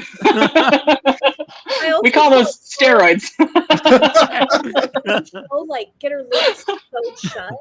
Like the guy took her lips like this, and then he like took a needle and he like, popped it through, and he like literally sewed her lips shut, and she was all trying to be brave, and there's just like tears coming down, and I'm like, Yep. Is this like a serial killer or something? What was like, My hands are sweating right now. but I love that kind of extreme entertainment, to be honest. Stitch me up, coach. For real. I would love to see you perform sometime, Kelsey. Where do you live, Tara? In Arizona. I was like, I've never been to Arizona. That's like the one state I haven't been to. I'll be doing Sideshow all of October at Woods of Terror in Greensboro, North Carolina. Like the whole month, the entire month. So just take a weekend, drive to Greensboro, go see me. we'll all come down, yeah. Next show you have or whatever, I'll like try to fly out there and go see it. That'd be Yeah, so That'd be cool. fun, huh? Yes, you should. You really should. You It's sound gonna be like a good time. performer. Do you have any Thank videos you. of your performances? Yep, I have some on Facebook and Instagram. Oh, Yep. I'd love to see them. And the group I'm performing with is Dead City Circus Sideshow. So there's 6 of us total. Write that down. They're also Facebook, Instagram. Dead City Circus Sideshow. We do like bed of nails, and there's glass jumping, and we have acrobats and aerial and all sorts of stuff. Oh, that's so cool. It's fun. Wow. Good Fun. for you. Thank you. Well, it was awesome to have you on, Kelsey. And like I said, anytime you. you're welcome back on. We're definitely gonna do a clown night with all of us. Yes. Yes. Bill also has to, though. Now Bill, he's you have- included. He has to also be in clown makeup. Will you do that, Bill? If we all come on the show some night, all in clown makeup? Of course. All right. You're in. And we'll make Troy do it too, my brother. So he's not There you here, go. but we're gonna include I him. love it. Yes. Perfect. Sounds good. And Kelsey, everyone you're a listening, you have badass. to show up in clown makeup too. Yeah. Because an AJ has. Requirement. Mhm. You all Oh. better, or else I'll get you. I'm so down. I love Tara's laugh. Great to meet you, Kelsey. I'm sorry. No, My I love Good to it. meet you. Babies really bad. Was that? My laugh scares babies really bad. Oh no, I love your laugh. I think it's awesome. No. Like I'm like, I'm sorry. No. You poor thing. It's a beautiful laugh. Don't let anyone tell you different. I agree. Nice. Thanks, Kelsey. All I'm right, so we will- glad I got to meet you. You're so Yeah. lovely. You are awesome. Same. I had a great time. It's fun podcast. I love it. Thank Let's you. hang Yeah. out again soon in clown Of makeup. course. Like that would be so fun. Yes. Yes. You guys I'm tell me I'm when, and I I'm will. gonna have to watch some tutorials on how to do clown makeup. Thank you. I feel like you should do a hobo clown. Hobo clown. All right, Yeah. I'll write that Yeah. down. I'm gonna text myself hobo clown. Yeah. We said I look like a hobo. Oh, no. I'm saying you have the face for a hobo clown. That's all I'm saying. Hey, you know, I'm a sad clown sometimes. I like it. I'm gonna get a Right, that'll stick be- with like a handkerchief on the end with like Yeah. put some stuff Yeah. in it. Yeah. What kind of a Kelsey. clown should I be, Kelsey? What kind of a clown should I be? Yeah. I don't know. Think about it. Let me know. I will. I'll think about it. I feel like you should have a star, like just a really big, like. Ooh. I'll draw everyone a face chart. I'll send it to you. This is so cool. Yeah, You promise? I got you. Promise? I got you. There you go. You have a contract now. You have to tell us. Right. How your clown makeup. Yes. Could be the new Star Child Bill. I like it. Love it. Love it. All right. Well, we will talk to you soon, Kelsey. Thank you for doing this. Sounds good. Thank you for having me. Yeah, of course. Bye. Bye. Bye. Bye. Kelsey was awesome. So sick. That She's was so talented. Yeah. Holy Great. shit. I feel I should have been here for the whole thing, but no, I was relegated to the second half or something like that. Yeah, God, what am I like a? No, I don't want to. You're a big personality. I don't want you to overshadow anybody else on the show. So. You talking about me? A big personality? Come on. Yeah, see that's how I like. So you got to put you over at the same time as telling you. But anyway, I get it. what was I gonna? There was something I was gonna say. Oh, by the way, here is the. This hasn't been updated. Master, He's still the same. now, Oh, wow. Nice. Master, what? It's not. I know it's not. Zog. Well, the Zog. thing is, he was originally Master Wog because No, it was but short for Polywog. Originally, he was going to be kind of a frog guy. But And Wog then is someone, very- someone told me Wog is like a racial slur in England. So I was like, okay. Oh. So I changed it to Zog, and now someone's like, that's like a white supremacist term. I'm like, well, I'm going to run out of words here eventually. I have a perfect solve. All right, just call him Master N-word.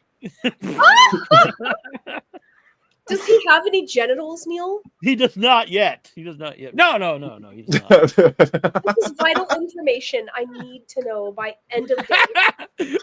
Tara keeps a list of puppet genitals. I need to know. Does he have working genitalia? Oh no! He does have, well, here's I his got a lot of body at stuff. the moment. I got a lot of stuff happening. I got to tell you about it. All right. Oh. Tomorrow, they're releasing a 4K. I don't even know what that means, but it's that the ultra stuff. A new DVD of Sergeant Kabuki Man, NYPD, Vinegar Syndrome. Do you know Vinegar Syndrome? Yeah, it's a huge Yeah. label. I think They're that's a Vinegar releasing Syndrome a stuff in 4K it. version of Kabuki Man with two versions of it: the PG rated and the R rated version. And on the DVD is a long interview that they did with me. So I want you to get that and watch the interview. Because apparently it's very good. I've been They told. sometimes send me stuff to promote on the show. Maybe I'll get Great. a So copy. please do that. And tomorrow, Special Needs Revolt is being debuted on Tubi. Hell yeah, brother! So that's happening. And big news of my lifetime is that I'm part of South Park, and you know that part, right? South Park, like Colorado? No, the show. Neal put it up. See, in 1993, I did this cameo, unbilled. I'm only on screen for 15 seconds, and that's from Carlito's Way. And you know that movie, Carlito's Way, Al Pacino and Sean Penn, Yes, sir. directed by Brian De Palma. Yes, sir. Oh.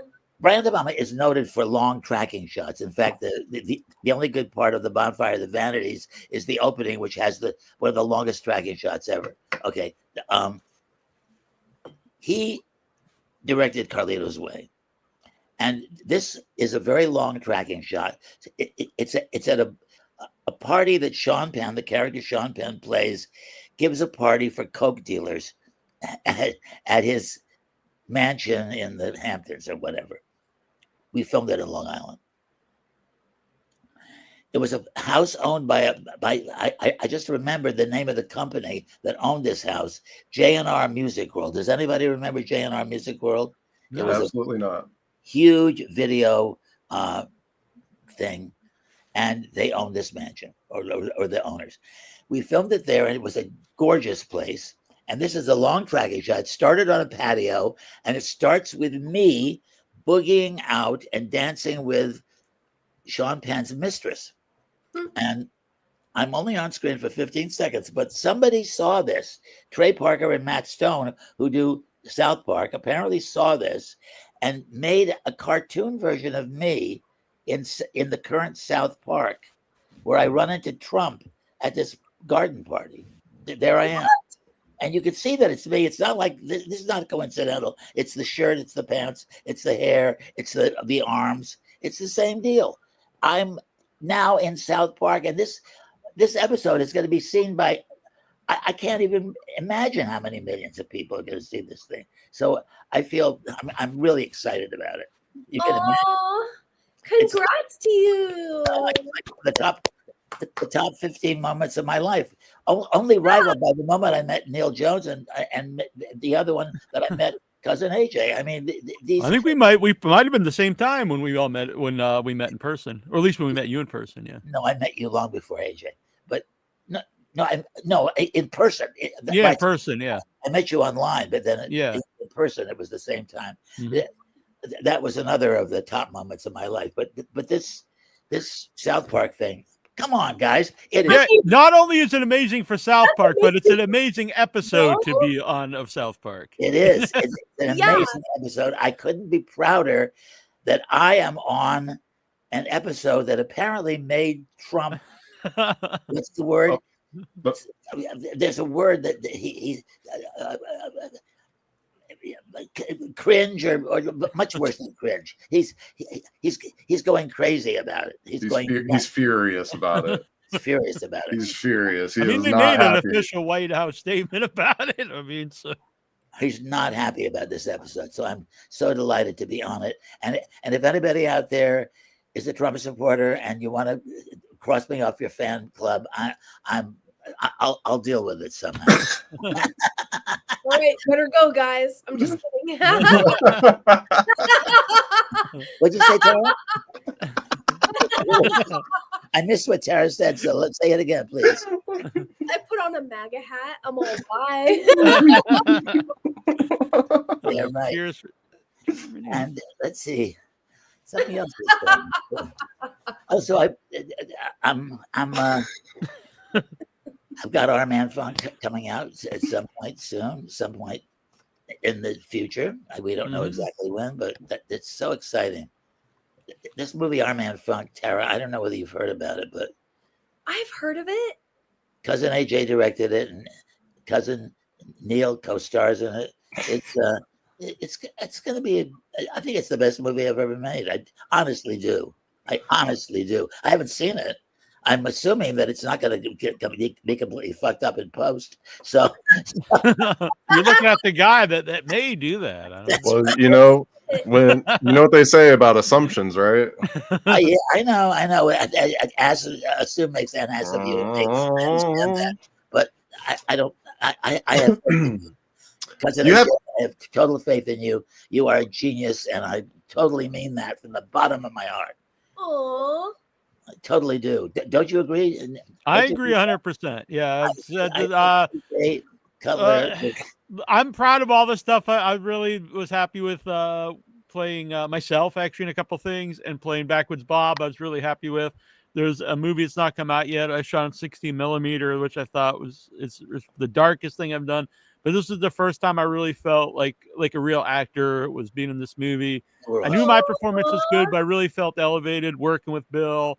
And AJ really, as a director, helped shape the performance and find kind of the arc of the character in the scene. And Jimmy, another one, really, who shot the movie was Jimmy Scanlon, really big, yeah. And everyone involved, but I mean, for my stuff, those were the people that really just what a brain trust he is.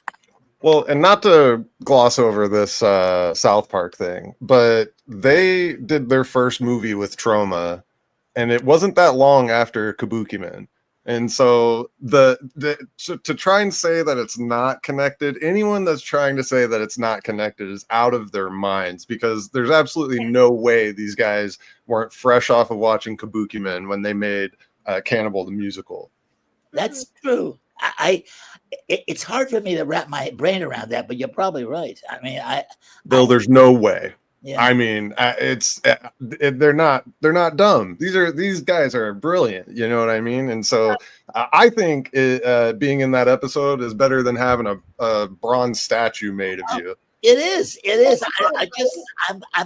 I'm going to dine out on that for decades. I live that. Oh, by the way, speaking of that, my birthday is a week from tomorrow, and I'm going to be 85 years old. Jeez. Happy birthday. 85 years old. I spoke Happy birthday. Yeah. I spoke at a meeting the other night. I'm not going to tell what kind of a meeting it is, though some of you could probably figure it out. I spoke at a meeting, and I said in the meeting that I was 85 years old. And some woman who was like in her 70s, she says later, she said, "Did you say you were 105 years old?" You look really good for 105. I'm telling you, the crowd of people burst into such spontaneous laughter. So hilarious. 105 fucking years. That's ridiculous. I don't want to get Tara too excited here. This was something that I worked on last night for the puppet. These are feet. So, I mean, they're very long here, but so we got the foot. Oh my God. This is the leg. Now, they're not wrapped in the fur yet, but this is what they will be. So he'll have got, 2 sets here.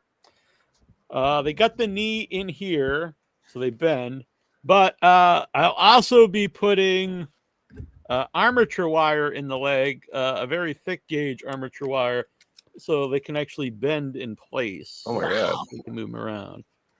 Neal, how did you get so good at this? I just started watching some videos, but a lot of it's just kind of problem solving. So here's the body, and I made the arms detachable. There's 2 sets of arms, just to give people an idea. So this is what is called a live arm, and so that's like the Cookie Monster or the Swedish Chef. So you can actually use this arm with your hands. It's like a glove, basically. And then this one is a puppet arm. So like when we're shooting the movie in long shots, I don't need this arm to be, to be puppeteered, he can be at the side. It also has the armature wire in, so it can be bent in different ways. And it has thinner armature wire in the fingers, so they can bend around and hold things. All posable. It is. And so it's very shaggy, which usually they recommend trimming this so you can see the fingers more on like monster puppets, but I actually kind of like this for this particular character. So I'll probably leave it as I think it's so cute. Thank you. So now he's going to have legs. This is the prototype. This is what the inside is basically like. It's this prototype was foam out of like a chair cushion. And the mouth is the mouth plate on this is actually a to-go container that I cut up.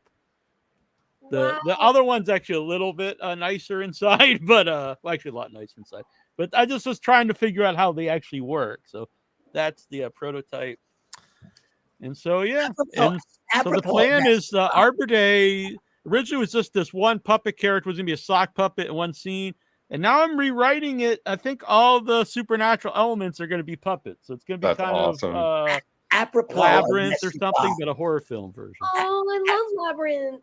Apropos of the puppet, this is a horror movie, right? Yeah, in theory, horror, comedy, fantasy. Yeah, because I'm thinking that puppet is back 1 second. Is really, really cute, like Tara. Yeah, said. Well, the puppet really is not cute. a villain in the movie. He's really cute, and it's great with me, but it's not good. It's not necessarily gonna be scary, I would say. But Troy's actually doing the evil the tree, which is a demonic tree, which will be bigger, and he's done the eyeballs, which are at his place. But I he's try really to find a cute, picture. and he's not horrific. I mean, he's not horrific. I think we agree on that. This right? is Master Zog is not a villain in the movie. He actually works with kind of like Yoda in a way in the movie. Oh, okay. Not exactly, but okay, that makes sense because I was thinking I'm not going to get scared by that guy. So no. Right. What happened to AJ? Did he leave? He's going to be right back. By the way, I saw. Oh yeah, Dreamscape Productions this is a little bit of a spoiler, but he says looking forward to Zog making a cameo in some of the movies. Now, Dreamscape Productions here makes movies. They just did Round the Decay. They're making a movie next year, and perhaps Zog is in that movie. So there'll be the Zogverse. We'll be expanding. Zog. Wow. All hail Zog. I also have to tell you about Nursing Home Dracula. Have you heard of that one too? Yes, yes. Oh, that sounds fun. Nursing Home Dracula. Nursing Home Dracula? What the hell? I'm playing a semi-vampire. He can walk around during the daytime, but he does most of his killing at night. So in a way, I'm a Dracula type.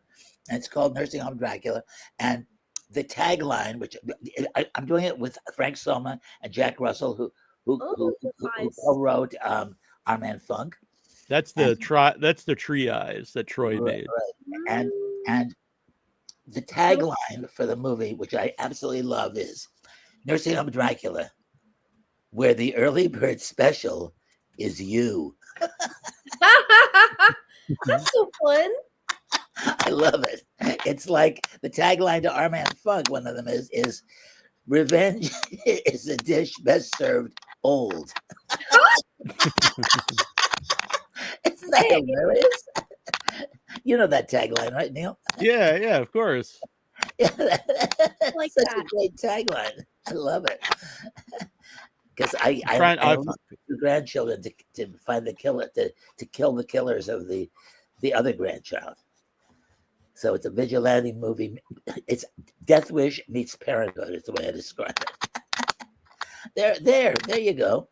That's supposed to be me. I'm killing everybody. Nursing Home Dracula.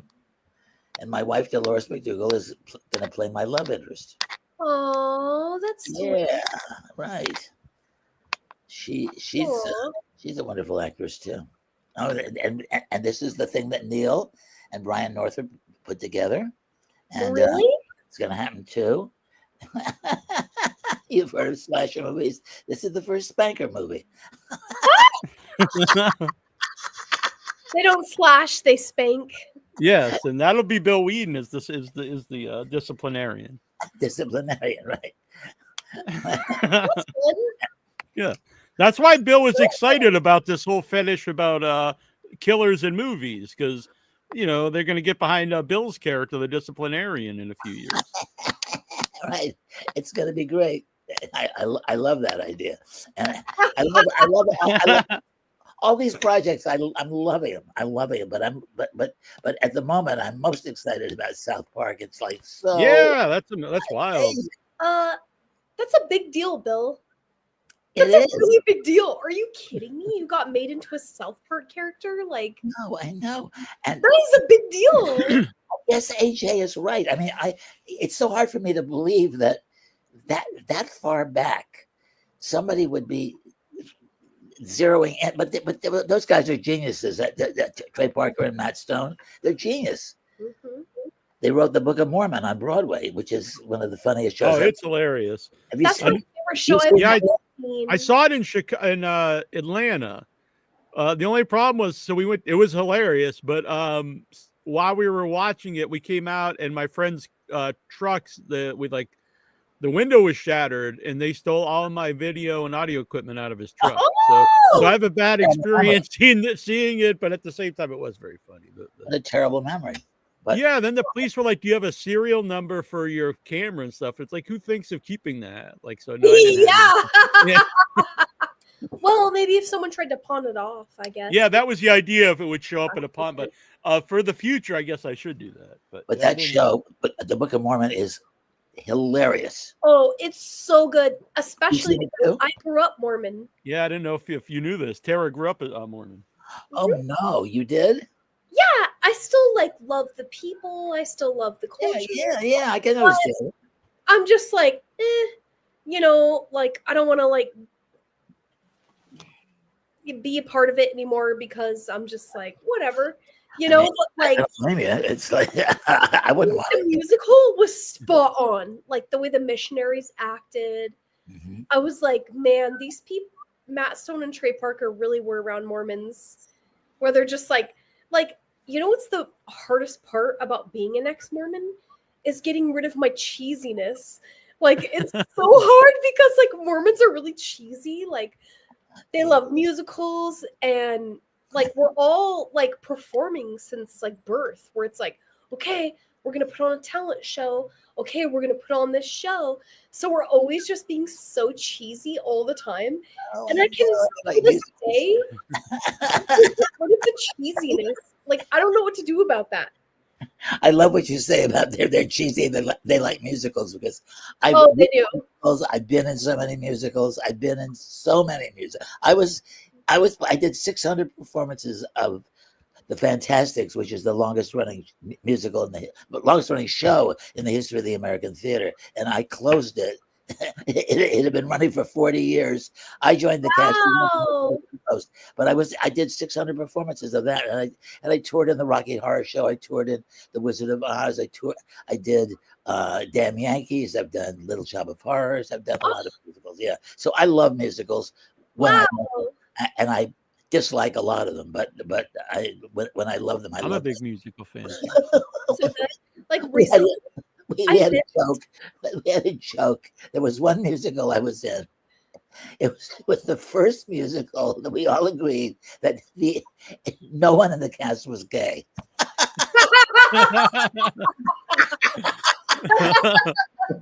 It was so unusual that we and God forbid. I have, believe me, I'm not. I'm far from homophobic. yeah, But it's a joke, you know. Yeah. When I was in the Fantastics, something happened backstage. Some teenager had come to the Fantastics, and we heard this through the grapevine. His parents and he had come to New York for a visit, and he was like 15 or so, maybe 14. What do you want to do in New York? I want to see the Fantastics.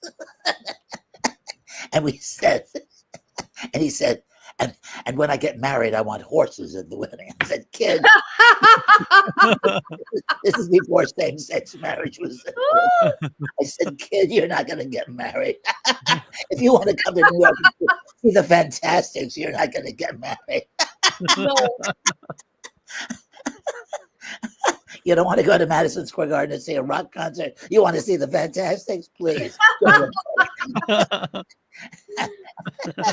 I remember literally like a couple weeks ago, I was showing my stepdaughter the musical Cats for the first time. And I'm like, you've never seen Cats? Which musical? Which musical? Oh, Cats. Oh. And I was like, Cats is really good. And I was like, okay, I don't know if she'll like this or not. And I showed her that version from, what was it, 1998? That cast on YouTube. That was really good. And I showed her. I have to plug this sucker in. It says I've got low battery. So okay. No worries. I'm just talking about Cats. Sorry, Neal. But I was like ready to, because she loves Cats, and I'm like, okay, I'm going to show you this musical number, but please don't cry, because it makes me cry, and I won't cry. And so I showed her memories from like that's the only good thing in the show. Cast. And I showed that to her, and I was all, I'm all crying, and I look back at her, and she's all crying, and I'm like, it's really good, and like it was so fun. Like I know. That's a show. Memory is great. But the show to me is one of the worst. I just cannot stand it. I took my daughter with 7 or 8. We went to see it on Broadway, and if I hadn't been with my 8-year-old daughter, I would have walked out after the first. Luckily, I stayed around for the second night, which was better in memories than the second night. So it wasn't a complete loss, but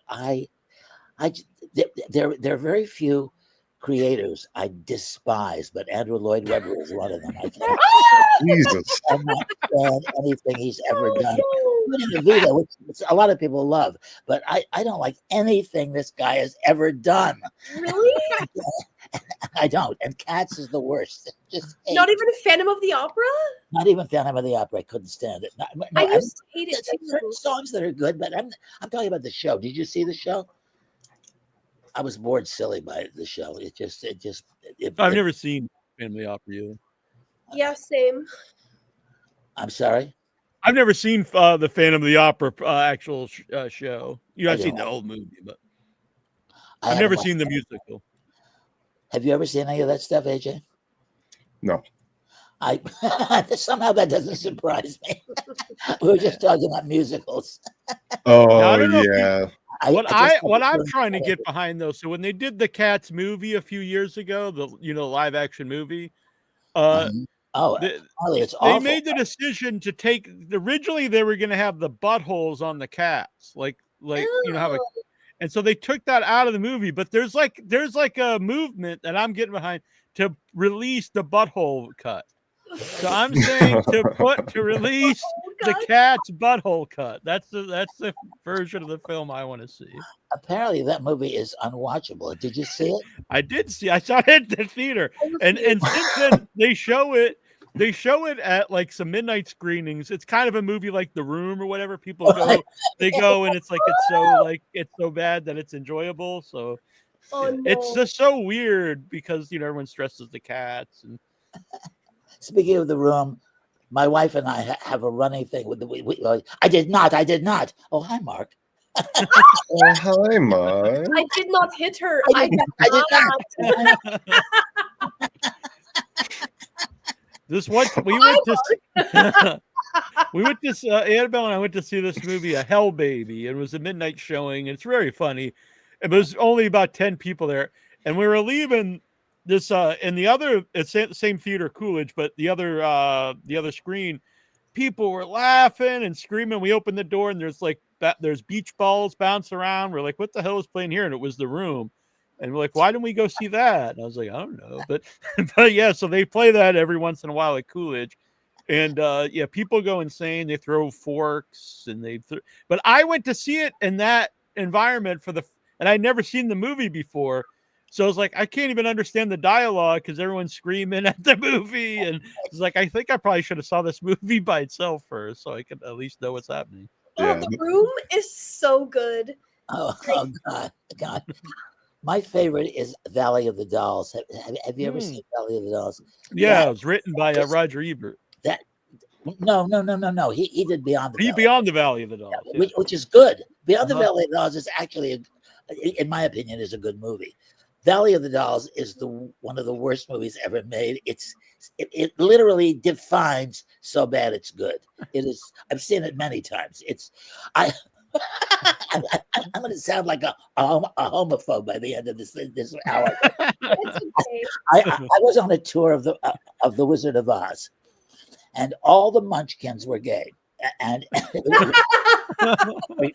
gay men. And we were on a bus. It was a bus and truck tour, and we would watch movies on the bus. And I kept agitating for Valley of the Dolls. And all these kids who were much younger than me, oh, that's an old movie. I said, you're going to love it. Believe me, you're going to love it. Finally, they succumbed, and we watched Valley of the Dolls. And from that point on, I was everyone's hero. That movie is a gay man's wet dream. It's like I know what I'm watching tonight. And from that point, I'm serious. They had a contest who could do the best Bill Wheaton imitation. That sounds like a good contest for the show, an upcoming episode. Yeah. They loved that. They loved that movie so much.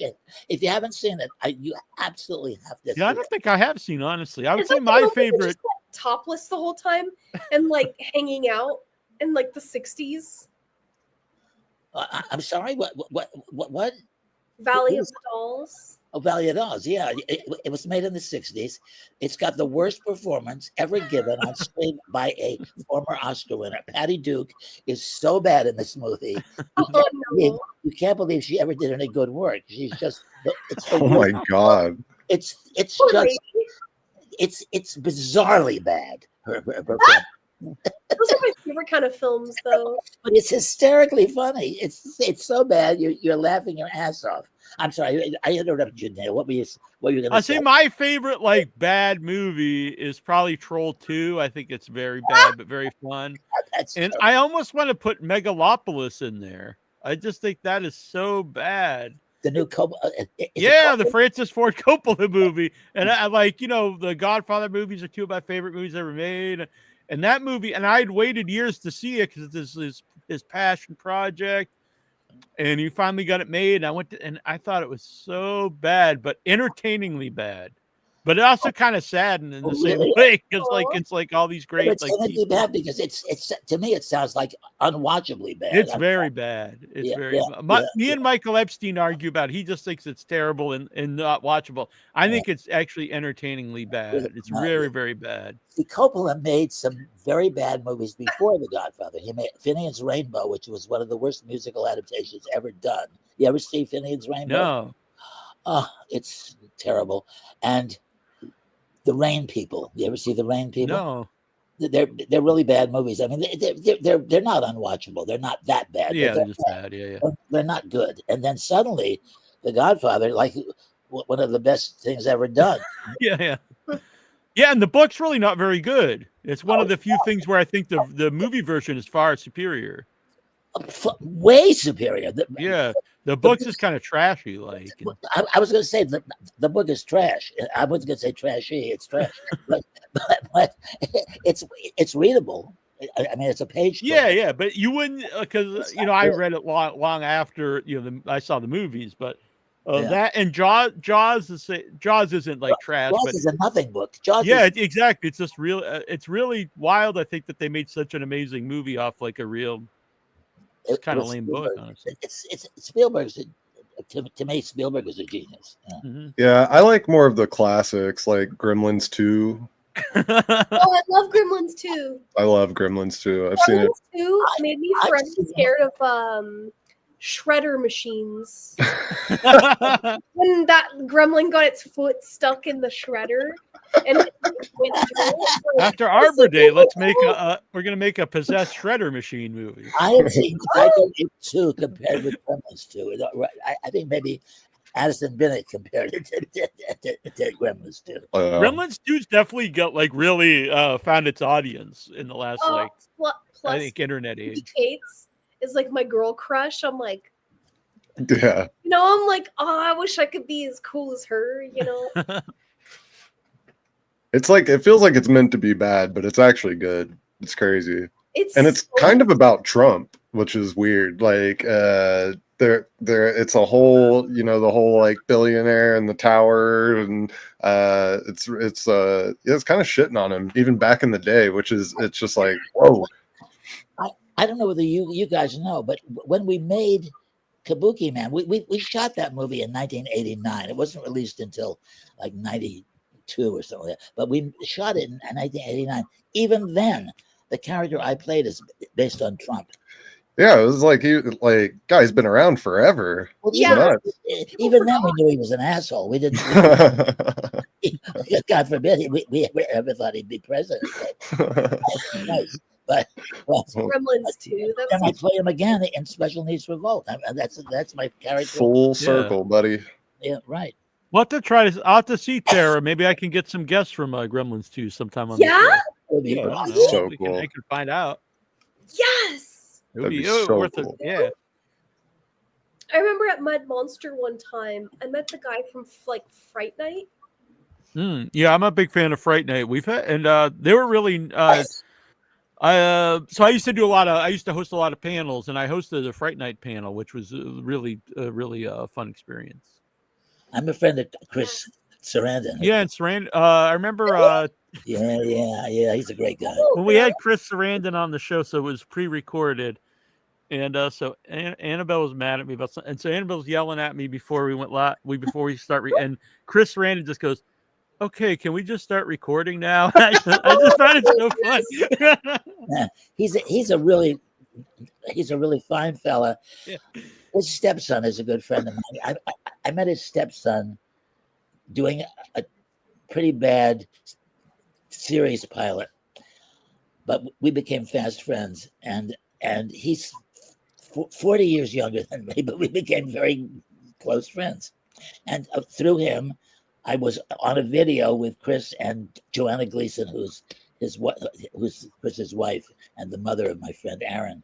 And I met Chris, and he's a great cook also, by the way. Oh, I didn't know that. That's cool. He's a great cook, and we've been able to sample his meals. It's just a great cook. He has a cooking thing online, I think. He's done a cooking show of some sort. Yeah. He's been in so many cult movies. He was in Child's Play. He was nominated for the Oscar for Dog Day Afternoon. He was in Nightmare Before Christmas. The Nightmare Before Christmas. And Really? he's the He's voice the voice of Jack of Skellington. Jack. He's the voice of Wait, Jack. Chris Sarandon is? Yeah, he is. Yep. He's done a lot of stuff. Yeah. And he's really, really talented and couldn't be nicer. He's a great guy. I didn't know that. Shows how much I know. Yeah, see, the show's educational. Well, does he have two voices, like the speaking and the singing? I don't know if he does the singing or not. Doesn't- Because some of those cartoons, it's a different person Does singing. sing. Cool. I think It's Elfman might have done the singing voice. possible. I don't know about that. He's That's so cool. oh, and Princess Bride he's in. Oh, I yeah, yeah. love Princess Bride. I recently bought because I go to thrift stores every weekend, and so actually I started buying fabric at this one church thrift store. It's only about a mile from me, and the old women, like, they were like, "Why are you always buying like all like sewing equipment and stuff?" Because I'm wearing like a horror movie shirt. They're probably not really like the person they think they see coming into the church thrift store. And I was like, "Oh, I make puppets," and so I started showing it, and they're like. So anyway, then they started saving me stuff. They're like, "Oh, look what we saved you. Came in this week, like different fabric." And I have a sewing box that they saved me. They actually just gave me that. Where was I going with this? That's really sweet. I forget what was the point of the story, but the what were we talking You about? got too excited thinking about your ladies at the sewing store. Yeah, well, they're all like they're Chris like Sarandon 90 year and old, but Princess Bride. Chris Sarandon and Princess Bride. So 2 weeks ago when I was there, Thank you, they AJ. had that a was Sarah. Princess Bride board game for $3, and this is the kind of stuff that excites me. So I was like, I'm buying, and I opened it up, and everything was not even inside. They were like still the cards were still sealed in the plastic. I was like, I'm buying this this board. I didn't even know it existed. A Princess Bride board game.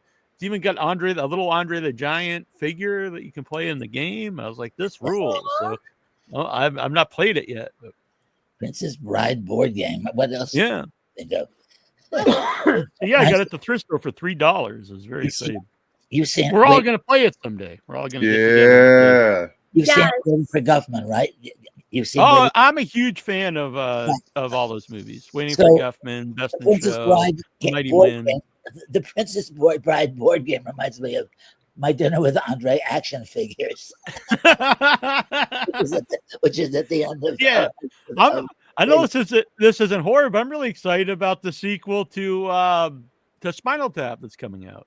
Oh right. Really? I Yeah, didn't you know, even it's hear all the- about that. Yeah, it's all the original guys, and people don't know. You know, they made what's his name? Chris. Who's the guy who makes Waiting for Guff? Who writes all those movies? Chris, oh God, this is I can't remember actors' names. Yeah. Well. Anyway, he's one of the Spinal Tap. One of the members of Spinal Tap. So. Cool. He's married to Jamie Lee Curtis. You know that, right? Yeah. Yeah. Chris? Really? Oh my God, I can't remember the guy's name. Yeah, I can either because I'm a big fan of his movies. I don't want people just think I'm the horror huge guy. fan, huge fan of Waiting for Guffman and Spinal Tap. I used to work with two people, and we were writer performers, and we went to Colorado College in Colorado. Christopher Guest. Right? We went to Colorado College in Colorado Springs and taught a course called Writing for Performance, and for our final class, we showed Spinal Tap as the ultimate writing for performance masterpiece, which it sort of is. And I'm so delighted that the Once and Future Smash has been compared many times to This Is Spinal Tap. So when I was sending out emails to like horror movie friends of mine to get them on board in the movie, I actually put that in the emails. Like it's like a Spinal Tap of horror, and that was in my pitch email. And this is before the critics came out with that phrase. Yeah. So I'm happy people started saying it because that's how we foresaw the movie to be before it really was even put together. 5 or 6 critics have used that same phrase, the Spinal Tap of horror. Have you seen Once and Future Smash, Tara? Tara, have you seen the Once and Future Smash? No, I want to though. I will send you a Blu-ray if you would like. Oh, Yeah. you gotta watch. Thank you. I'll send you one. These are limited edition slipcovers that you can only get if you donated to the crowdfunder. But someone may still have a few, so if you're nice to him, he'll hook you up and send you one. That means me. So, yeah. Please do. But I'll send you one. Yeah. It's a lovely movie. I thought you were talking about me. I was like, wow, he was offering up my He's got one left, and I do have 2 of them. AJ Cutler is so good in that movie. He's so good. Don't you agree, Neal? Oh yeah, he's awesome in the movie. AJ's awesome in that movie. Just awesome. I think it's like a little shocking for people because I'm really nice in the movie. And they're like, "Oh, shocking that you're good." Like, no, wait a minute, this guy's good in this. So shocking. Oh, they're like, "Oh, you're like a super nice guy," and I'm like, "Please get away from me." They're like, "I thought you were a hapless idiot," and I'm like, "No, I'm a mean idiot." You're so nice. only, thank you. only very occasionally mean. You're so nice. I was fishing for that. Me.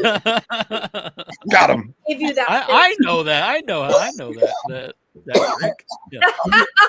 Yeah. Only mean when absolutely necessary.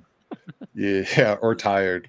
That was one of the most fun movies that I've ever been a part of, and it was really weird because like what we shot, I guess, was only like, like 30 or 40% of the movie. Like there was all this. So when I saw it, it was all brand new to me. Basically, it was quite an experience. Yeah. Yep. Hey, good for you. That's cool. We shot Michael St. Michael's and I shot all of our roles in 3 or 4 days over a weekend at the Mad Monster, which Tara's been to Mad Monster, the one in Arizona. Oh, nice. In Charlotte, yeah. Yeah, you live in Arizona, right, Tara? Where in Arizona are you? Like now I'm like East Phoenix. East Phoenix. Oh, good. I used to vend at Mad Monster, so I've never actually been as a guest.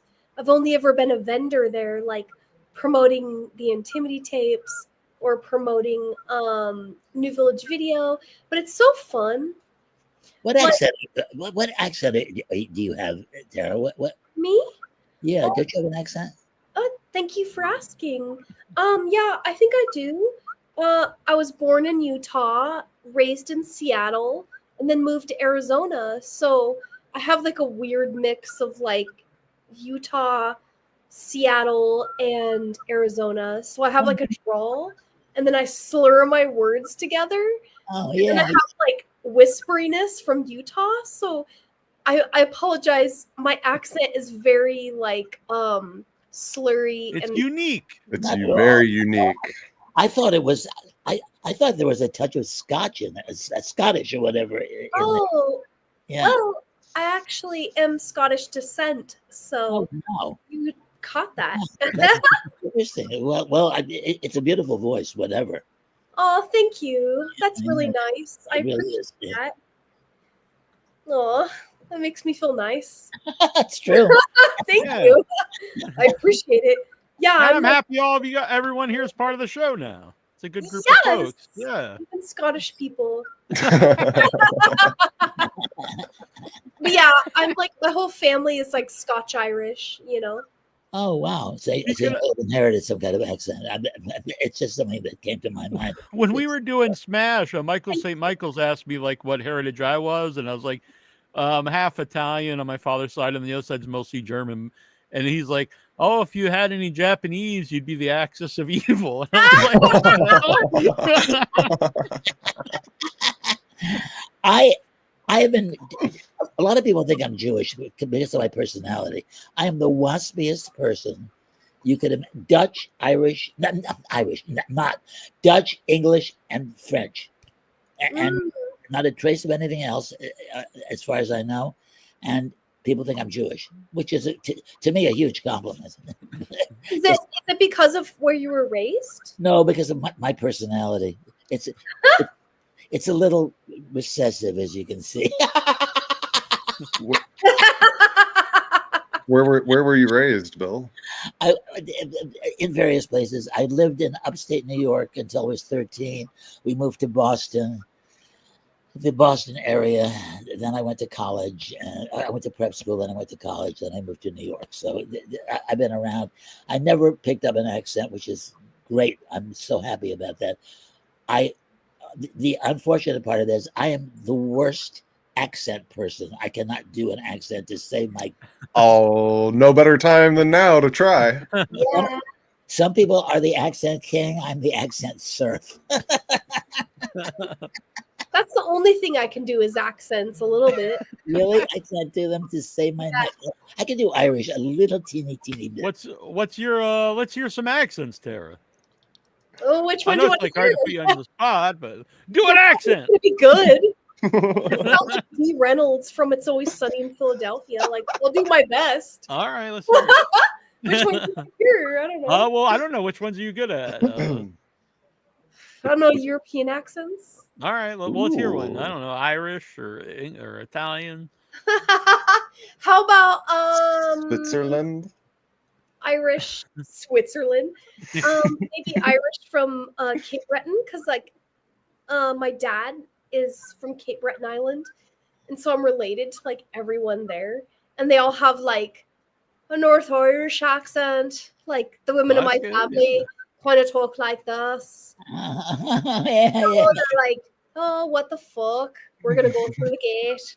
Like, you know, I can do that accent because that's like my cousins in Nova Scotia. Yeah. So That was good. I'm Yeah, probably like 12th cousins with like Ellen Page. Did You you know, say we're both, Nova like- Scotia? Did you say Nova Scotia? Uh-huh. Oh, that's what I thought you said. Yeah. They Yeah. live. Is that Irish? Nova Scotia? Oh, I didn't even know that. Yeah. And like my dad lives on an island off of Nova Scotia called Cape Breton. And Uh-huh. I'm like literally related to everybody there. Where I like go to Walmart, my dad, this is how he talks. He's like, "Oh, this is your cousin." And I'm like, "Okay." And she's just like working at Walmart and she's all, "Oh, hi Tara, nice to meet you. Nice to meet you. You're so beautiful." And I'm just like, "Hi guys. You're all Walmart. Now I'm going to change your character to Irish in yeah, Arbor that'll be Day. fun." But What yeah, is your character in Arbor Day? What's your character? She plays one of the spirits from the book as well, like you. Uh-huh. Oh, good. Yeah. I gotta work on being in shape and being tough for the movie, you know, so I can be convincing. Because, like, I don't know, aren't I someone from the future, right? You are, yes. Yeah. Okay, so I gotta be like tough, you know, right? Mm-hmm. Okay. And cousin AJ is down in it too. What Yeah, AJ's actually one of the main characters. He's Riley. Fuck you. He's one of the main characters. I'm some kind of little tiny supporting cameo. Hey, AJ can pull it off. You hear that, South Park? Come get me! Come get me! Come By the way, get AJ. How's he gonna play? How's he gonna play a major role? Well, he's coming out, so that was part of the reason, sort of like why I wanted to make him a bigger part, because AJ wanted to come out for the movies. Oh, right. By the way, if anybody out there, well, maybe AJ can help me with this off air or whatever, but if anyone out there, I need to get excuse me, some cereal boxes made. So because Troy and I made these years ago, but I want to actually make physical ones to have in the movie. So there's like the Bill Wheaties. Hell yeah. Just gotta We print it got- off and make Yeah. it. Greasy Dude. Flakes, Greasy flakes. Like Backwoods Greasy Bob Flakes. Bites. Yeah. Backwoods bites. And, from my Strangler What's had that? one of the best. Greasy Strangler had one of the best like prosthetic dicks I've ever seen. So good. yeah. It's all swinging, you know what I mean? Like, Disgusting. Actually, next week on the live show, we're going to have Sky Elabar and Gil Gex, who were both in the Greasy Strangler, for their new movie Ebony and Ivory, where they about the making of the song Ebony and Ivory, and it's made by the fellow who made the Greasy Strangler. Is that a union movie? Probably because I don't know. Sky- I don't know for I sure. don't think But Sky will do anything non-union. yeah, the movie's already out. It's playing festivals, so oh, how cool! Sky Elabar is so good at playing that like cringe yeah. genre of film, right? Like Napoleon Dynamite or like, Yes. you know what I mean? Like he's so good at that. I saw him at Mad Monster a couple years ago. Remember, Neal? I was like texting you about it. Yeah. Yeah, and I told you, and I was like, you can go up and say hi to both him and Michael. And I was like, just tell him you know Neal. It'd be totally fine. Oh my god! And I did. And he was like, "You tell Neal that I want to know when the film's done." And I'm like, "This is Neal." This was I don't know before, what What's the Oh. Future Smash came out. So So It's so funny. when are And you? then I'm Sky sorry. Elabar talked to my partner, and they both are huge Age of Empire video game fans. Awesome. And he was like, "You play that game too?" And then it impressed him so much that we played that game that he actually gave us a copy of one of the original scripts from Greasy oh, Strangler. really? That's really Yeah. wild. And so I like have it till this day, and we like hold it so dear. You know, we're just like, Yeah. oh my gosh, because that film is hilarious. Like, come Yeah, on. I'm a huge fan.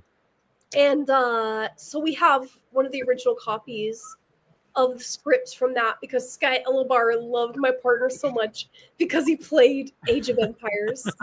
And that's so a really sick. hard game. So that's Right. what I'll be sending is the movie with Michael St. Michael's and Bill Whedon. Is that's what this is? So I'll be sending you a So copy. cool. And AJ and I'm in it too, but you can skip over those. Oh, good job, guys. When You're is just it? working actors. When are you shooting the scenes from Arbor Day? Well, we were gonna do it, but the plans now is for spring 2026. Oh, okay. I'm gonna get big muscles by then. Like I'm gonna, Hell yeah. you I know, gotta like start working out too. The last time I went, I have a new doctor, and she said I've plateaued just doing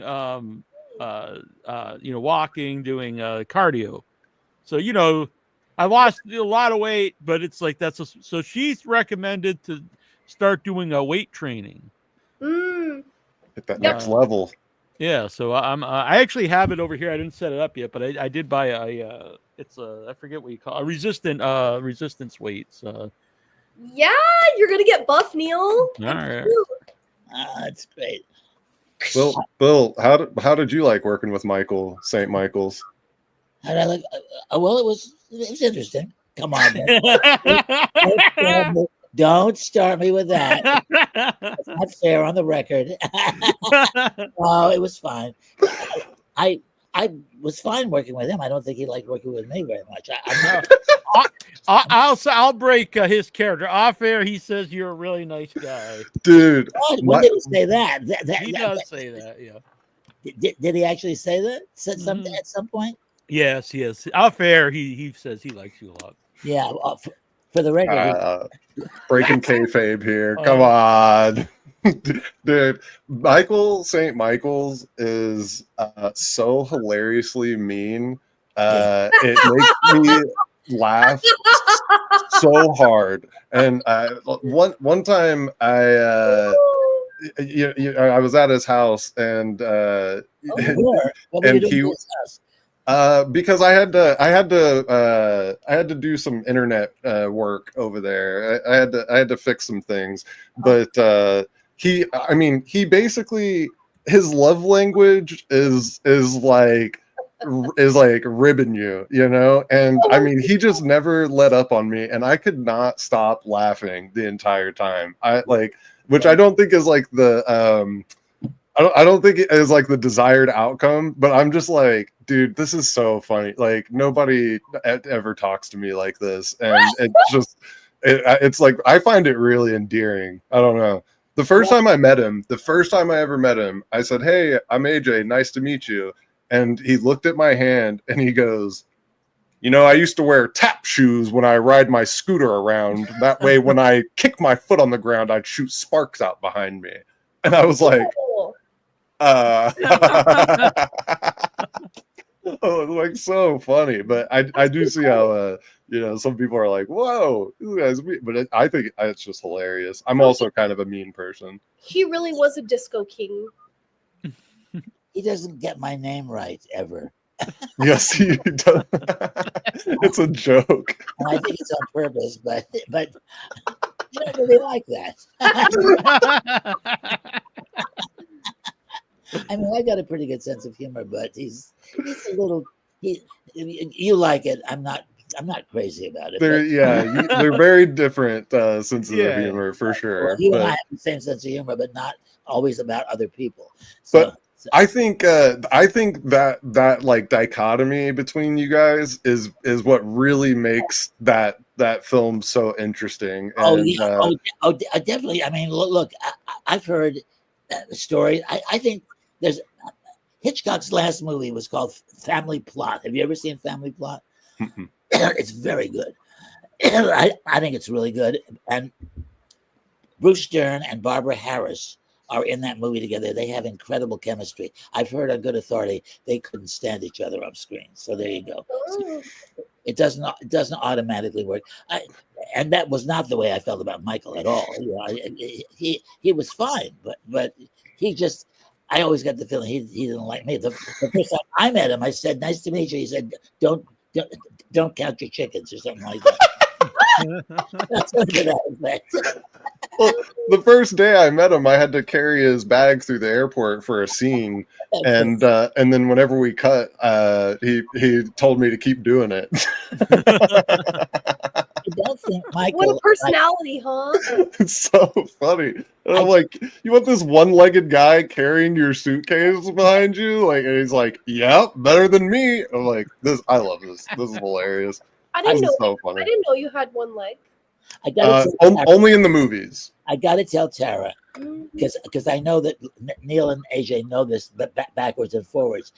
We shot all my scenes with Once a Feature Slash were shot in one weekend. And I worked with AJ every single day, and we had intimate scenes. I hugged him at one point. We talked to each other whole weekend. I thought the entire weekend that he had two legs and he was a white man.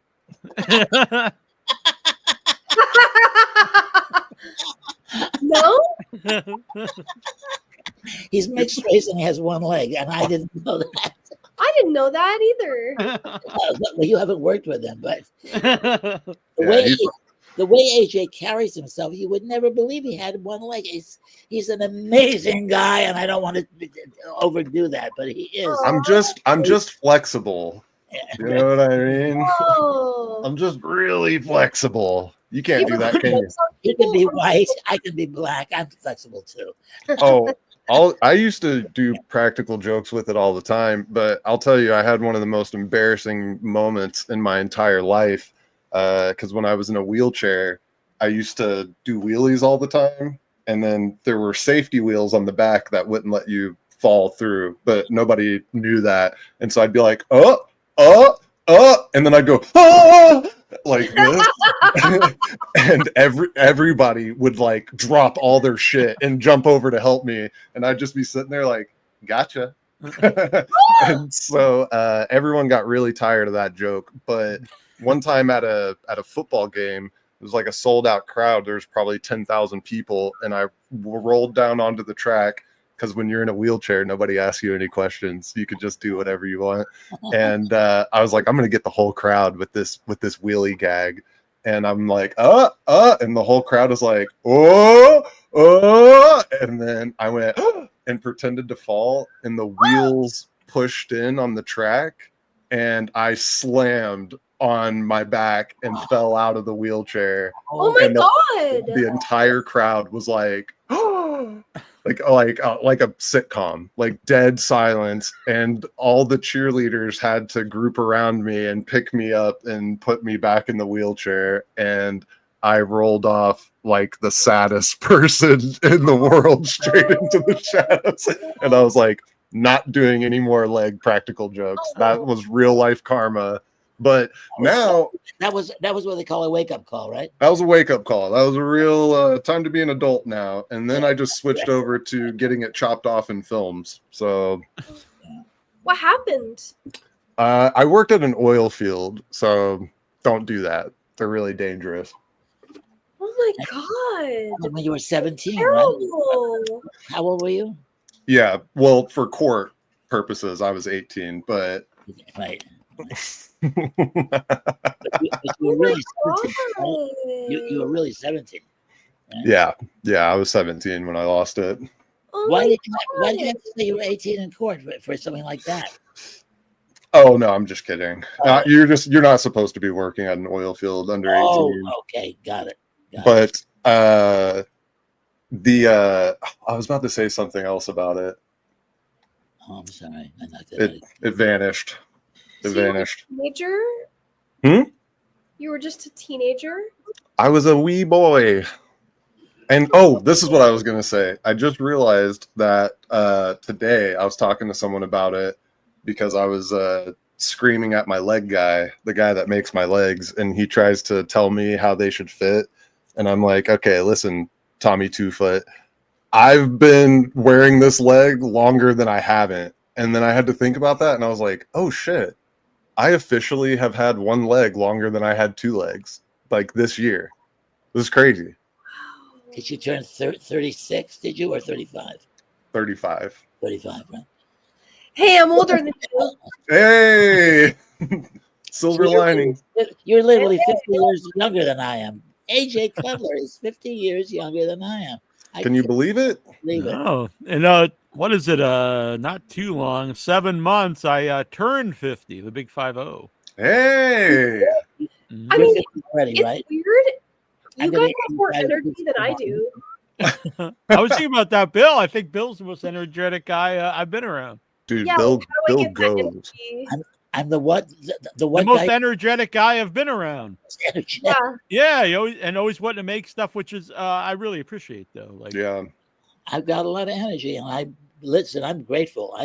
My wife is 90, and she's like Oh. the most vibrant people I know. She's Going. they drove down when we did funk. They drove down from New York together, and Oh yeah. Dolores is great.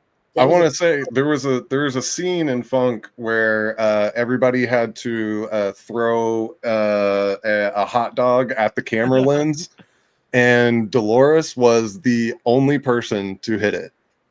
The only one. She nailed it directly on, and not one other person hit the camera. And I was like, Dolores!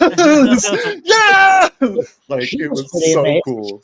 She said she Aw, was like shit, and Oh. that day she really nailed it. It was Tommy. incredible. Yeah, just so you know, that's what I call all of you behind your backs, okay?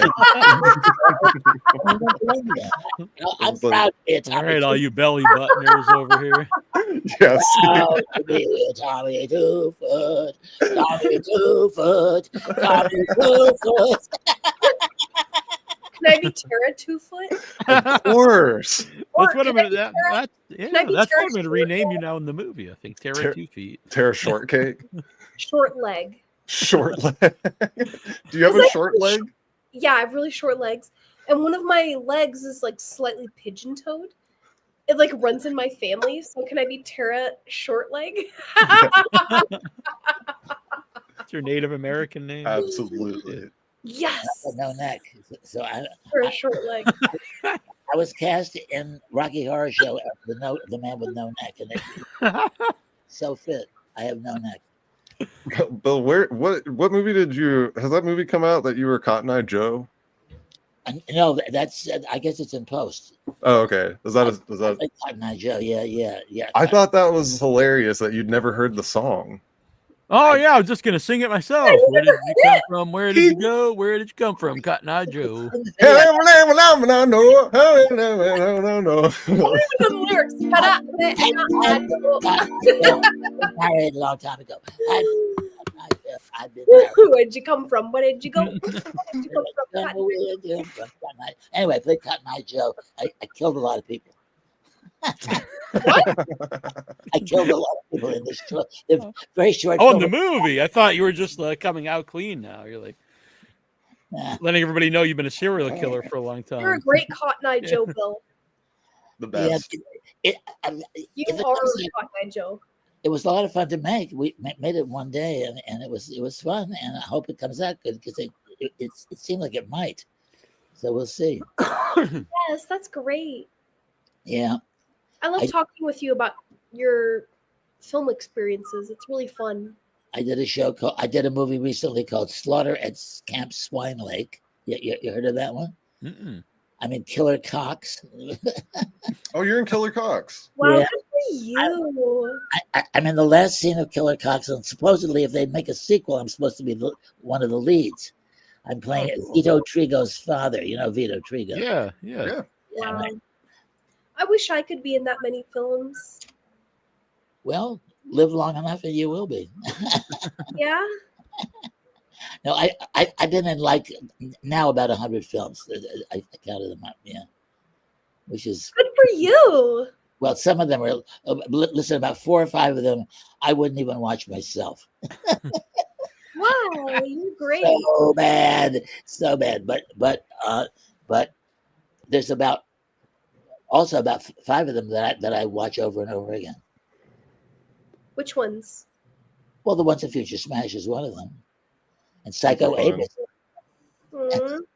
I love Psycho Ape. Psycho. Have you seen Psycho Ape? I want to. We shot it in 2019. Yeah, I think it's something you'd like. We shot it in 2019. I thought it was going to be a goof, and it was cute to make and all that stuff. And then Greg DeLiso, who's a genius of editing, put it together so that it's really funny. It's really a funny movie. I laughed myself. I laughed out loud a lot, and not just at me. I laughed at other things too.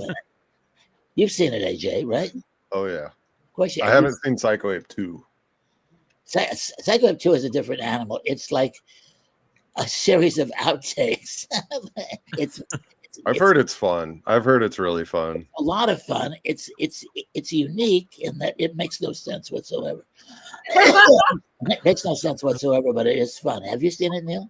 Oh yeah, I'm in it. Hello. Of course you're in it. Yeah, and I recorded the commentary track. Hello. I see. I put these things together. I forget. Well, this is what happens when you're in so many movies. You know what I mean? I forget everything always all the time, you know. That sounds like a title, like Everything Everywhere All at Once. Yeah. I forget everything everywhere all the time. The asylum version. Always. I couldn't. I watched the first 20 minutes. I think you know the story. Yeah, I'm a huge fan, but yeah, I know you're not. Oh God, I can't imagine why.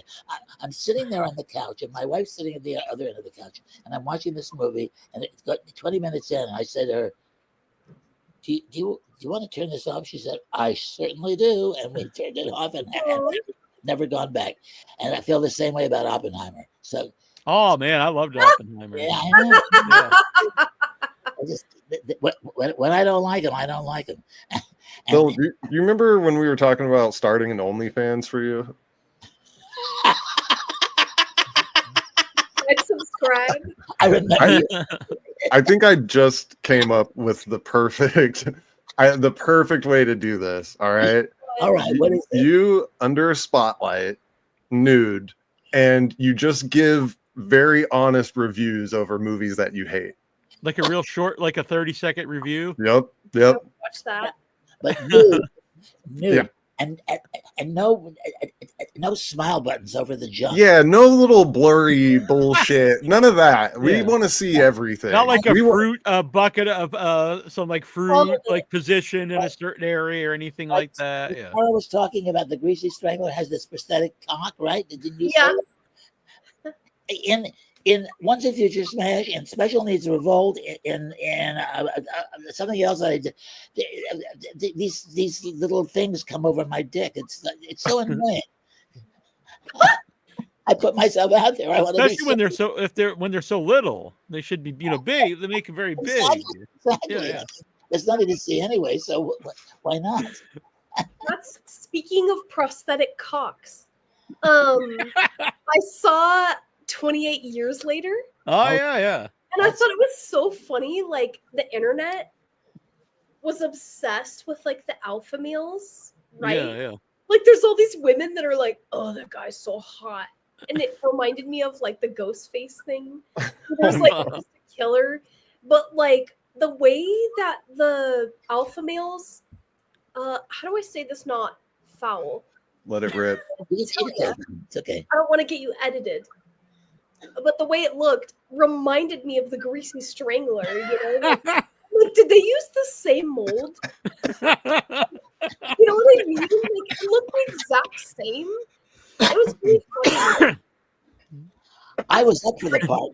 Did you ever see the Feast movies? I think it's Feast 2, where the monsters are just running around with their junk hanging out. No. Like, it's never like really brought up in the movie. They just are, and I think it's pretty awesome. How silly. I remember one time when I used to live in LA, I was like at a 4th of July celebration in downtown LA, and I met this girl, and she's the one who builds the prosthetics for movies. And she was like telling me how they do it, and she was like saying how awkward it was. And that's how I learned that like most of the time when you see nudity, and I could be wrong, but like a lot of times it's all prosthetics. But I was like, if I ever did nudity, hell yeah, I'd want prosthetics, like make me look good, you know? Like I'd use a prosthetic to make it smaller, not to be so intimidating.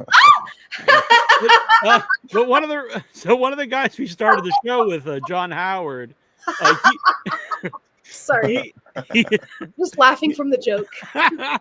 Joke? What are you talking about? No, but so when I had John, when we had who's that? John Gulager. John Gulager is the son of Clu Gulager, who made the Feast movies.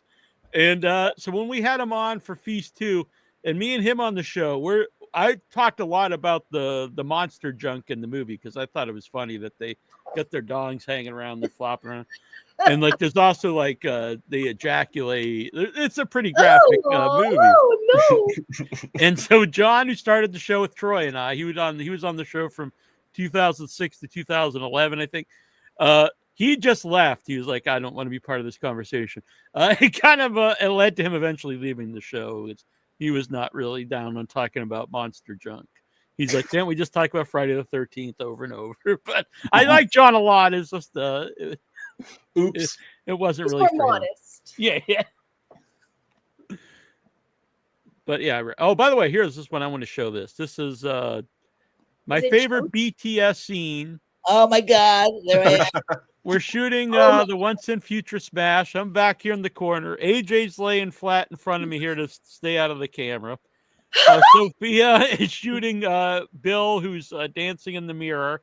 Matt Stewart is on top of the TV stand there shooting down. And so they film, and we're like, Sophia, did you get that? And she's like, yeah. But if you could see how the camera's shooting, she's shooting Bill like from the waist up, so she missed it when Bill dropped his pants in the mirror. Oh. And so I'm like, no, we think you missed that, and then we had to they had to reshoot it to get. That was so funny. Oh my God! Katie's brave. She missed it. I'm not that brave. I don't even think I'm hiding to get out of the way of the camera. I think I was like, I'm not ready to see a penis today. Yeah, now that I think about it, it's probably not much of a chance. Yeah, there's the tripod. I'm pretty out of shot. They were like, all right, penis scene. And I was like, all right, I'm going behind the bed. Hey, that's pretty I'm cool. not sure you even knew there was a penis scene coming up. Did you know that? Of course, I knew that. Sophia didn't know it. So. Oh, Sophia knew, but you know, when you're that focused on the camera, you know, sometimes. Tara, there she goes. She got very excited from that shot. You know, the irony of them doing prosthetic penises in LA is when I moved to LA, I saw more penises in the wild in the first month than I've seen in my entire That was life. just at the auditions. Oh, that was like at the stoplights, there would be a guy like, you know, jerking it in between the cars, or I'd be driving down the road and there'd be a guy just peeing against the bus stop, or if you ride James a bike. Balsamo again. Dude, it is insane. When I moved to LA, I thought, how do people raise children here? Like, I will cesspool. only show my dick on camera. Yeah, thank you. That's even what he tells Dolores. He's like, no, we gotta get the video camera out.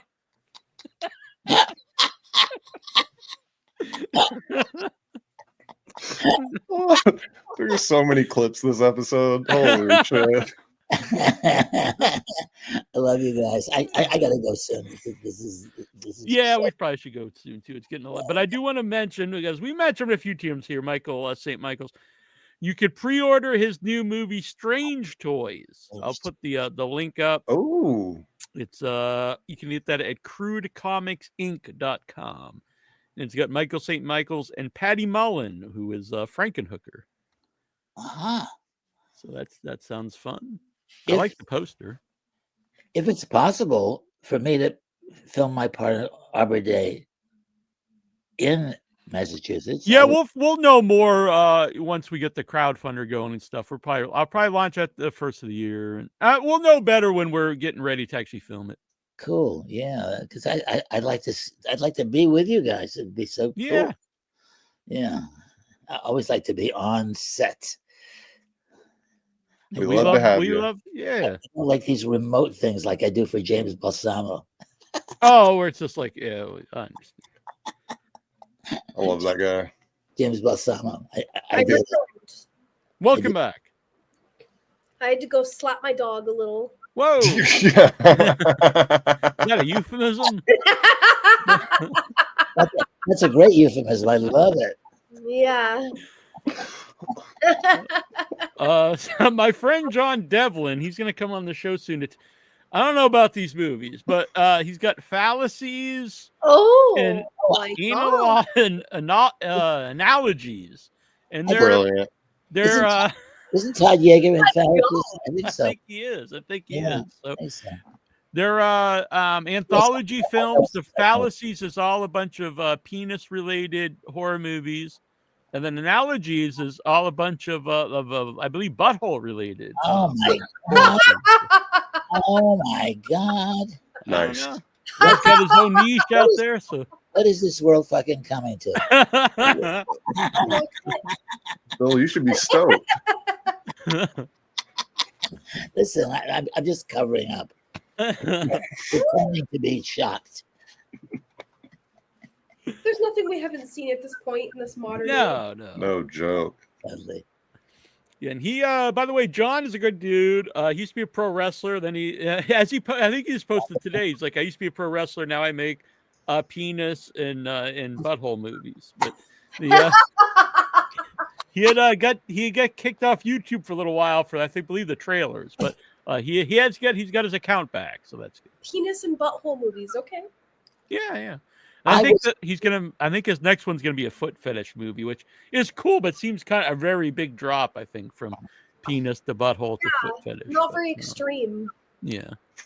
I was up for the part in The Greasy Strangler. Did you know that? No, I didn't. They called me back. That was a very.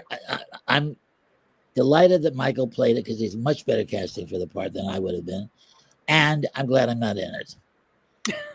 Even though I think the movie's a lot of fun. I really enjoyed it, but I'm glad I'm not playing that part.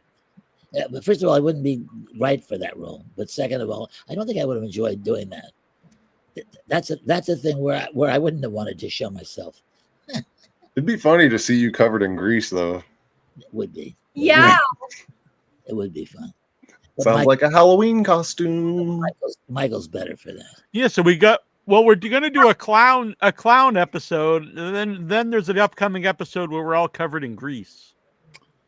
No, probably. We'll probably Yeah, can we please do an episode where we all do clown makeup?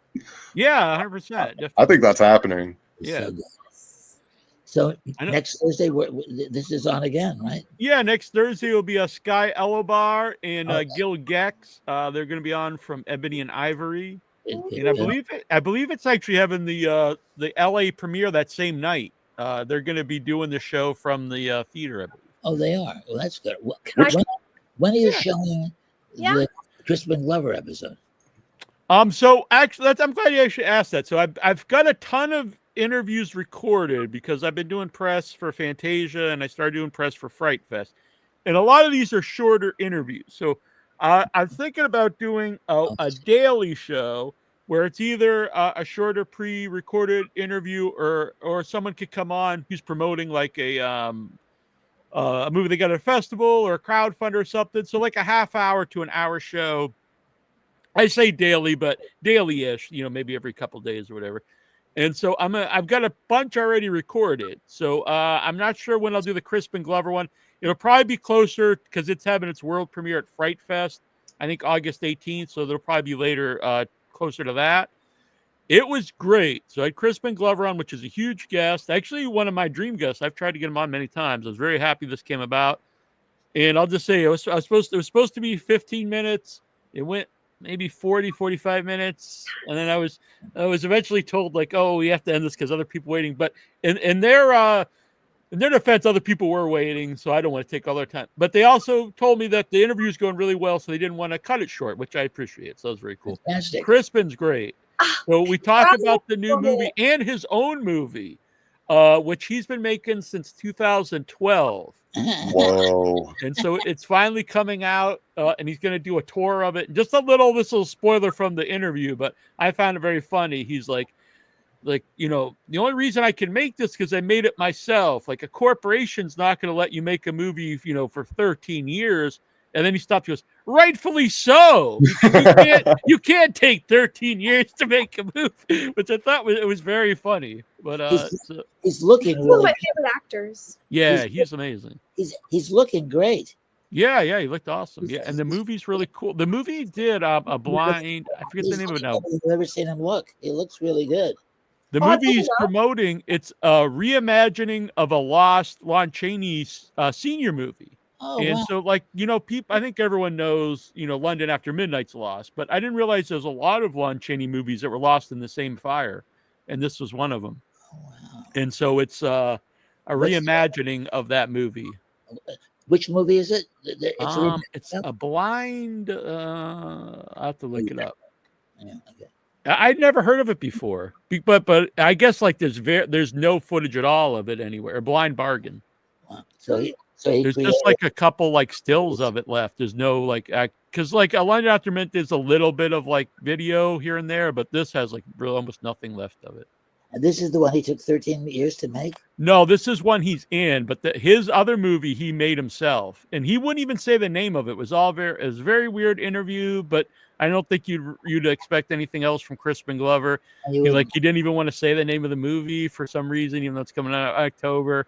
And I don't know. And he will never put it. All his movies he's made, he'll never release. He just tours with them, so you have to go and see them live with him in person. That's so cool. Yeah, That's so cool.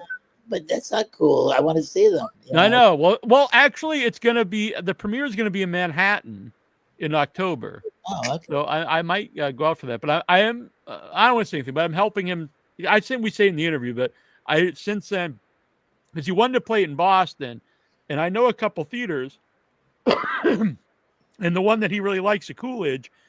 I'm friends with Mark, who runs Coolidge After Midnight, and so I contacted him, and he was really excited about being able to play the movie. So hopefully that comes together. I'm trying to set that up for Crispin and the Coolidge. Exciting. Great. That would be great. I might come to Boston for that. Yeah, I think you even know that theater, right? Coolidge in Brookline. I don't. Okay. I think I thought maybe we brought up one. area. I know all the legit. Oh, I theaters. think you know the Brattle in Well, Cambridge. I know the Brattle for sure. Mhm. I know what used to be called the University. I don't. Is it still called the University? I don't know, but you would like the Coolidge is really cool because it's an old theater from the 1920s. I was going to say the 20s, and you think, oh yeah, so it was just built, but from the 1920s, and I know what you mean. yeah. So and during the pandemic, like it was going to close a bunch of times when people donated money to save it. And so Great, the Coolidge. it's like very Art Deco, like the Oh, wow. outside of it and stuff. It's cool. I'd love to be there. Are there prosthetic dicks there? I need to know. There may be. If not, I will bring one with the There puppet. better be. There. I'll wear it. That's in all Tara's contracts. There must be prosthetic There must penises. be. I like AJ's idea for the OnlyFans for me. I'm ready to do it. Set it up. All right. I'm there. I'll take out my clothes. So- reviewing movies. I'm well, see how I made these arms, they're detachable. I'm gonna make the legs the same way they're detached. I think I need to make a detachable puppet penis just for Tara. Please. It'll be it'll be like a special scene in the movie. Thank you. Like a director's cut version. Exactly. Yeah, and that's a good perk too for the crowdfunding. You can get the puppet penis. Yeah. That's cute. Now, is it gonna be furry or not? Yeah, it has to be furry. It's kind of Mm. cute. Yeah. Might be funny if it's not furry. Maybe maybe the head's felt. I don't know. We'll Like figure all it out. Red Rocket looking. Can I play the role? That'd be pretty sweet. It's perfect. Oh, that'd be fun. Absolutely perfect. Can I have a prosthetic penis in the movie? It's a really good idea. I'll be good to it. How can I say no? It's 11. I gotta get out. All right. Good night, Nap Bill. time. Bye, Good night, Bill. dude. That's so nice to meet you, Tara. Nice to meet you too. You guys, Love you, buddy. love you too. Love you, We Neal. love you, Bill. Later, I'm being love cats you the music all. right now. Talk to you soon. You're gonna hang around here and go longer? Probably just a few minutes. Probably not too much longer. Because Yeah. I usually don't go too much longer than I don't one. want to Probably miss. just talk about foul I things. feel like I'm gonna miss something good. I'm gonna stick around. Talk to you Oh, later. good. We'll save it for you. Yeah. FOMO. Serious FOMO. Now we talk about musicals. I'm just Yes. Yeah. Well, see, though, I think when he said he didn't like The Wire, I think I felt how Tara did about Cats. Like it's fine if he doesn't like certain things, but I'm actually surprised he doesn't like The Wire. I think that's a hard show to think's bad. I think. See, my problem is when I'm on camera too long, I start trying to dance, and it's like kind of embarrassing. Where I'm just all that's coming out. I'm like, Tara, don't be cheesy, and I'm like trying so hard to be good, you know. No, it's fine. I don't see that as a problem. I just want to have like a disco party always, That's I've, great energy. Yeah. as I'm sure we all do. I have like really bad ADD, but I don't medicate for it because I feel like it takes your soul away. So I'm just like, it's just unleashed, and I can only keep it under 2 hours, and then it starts coming out. I call that the comfort zone. Does that ever happen to you? Oh, dude, I've been squirming around for the last hour and a half. I'm like, I can't stop. I'm sure we could cut a whole compilation of just weird movements that I've done this entire time. Of us just being all, Yeah, I just hide my own camera from myself, and so I'm just like, oh, I'll be surprised by how insane I was this episode. oh, same. I always get embarrassed, and then I watch it, and I'm like, idiot. No shame, no it's- shame ever. Yeah, this has been a really fun show. So there's definitely no shame here.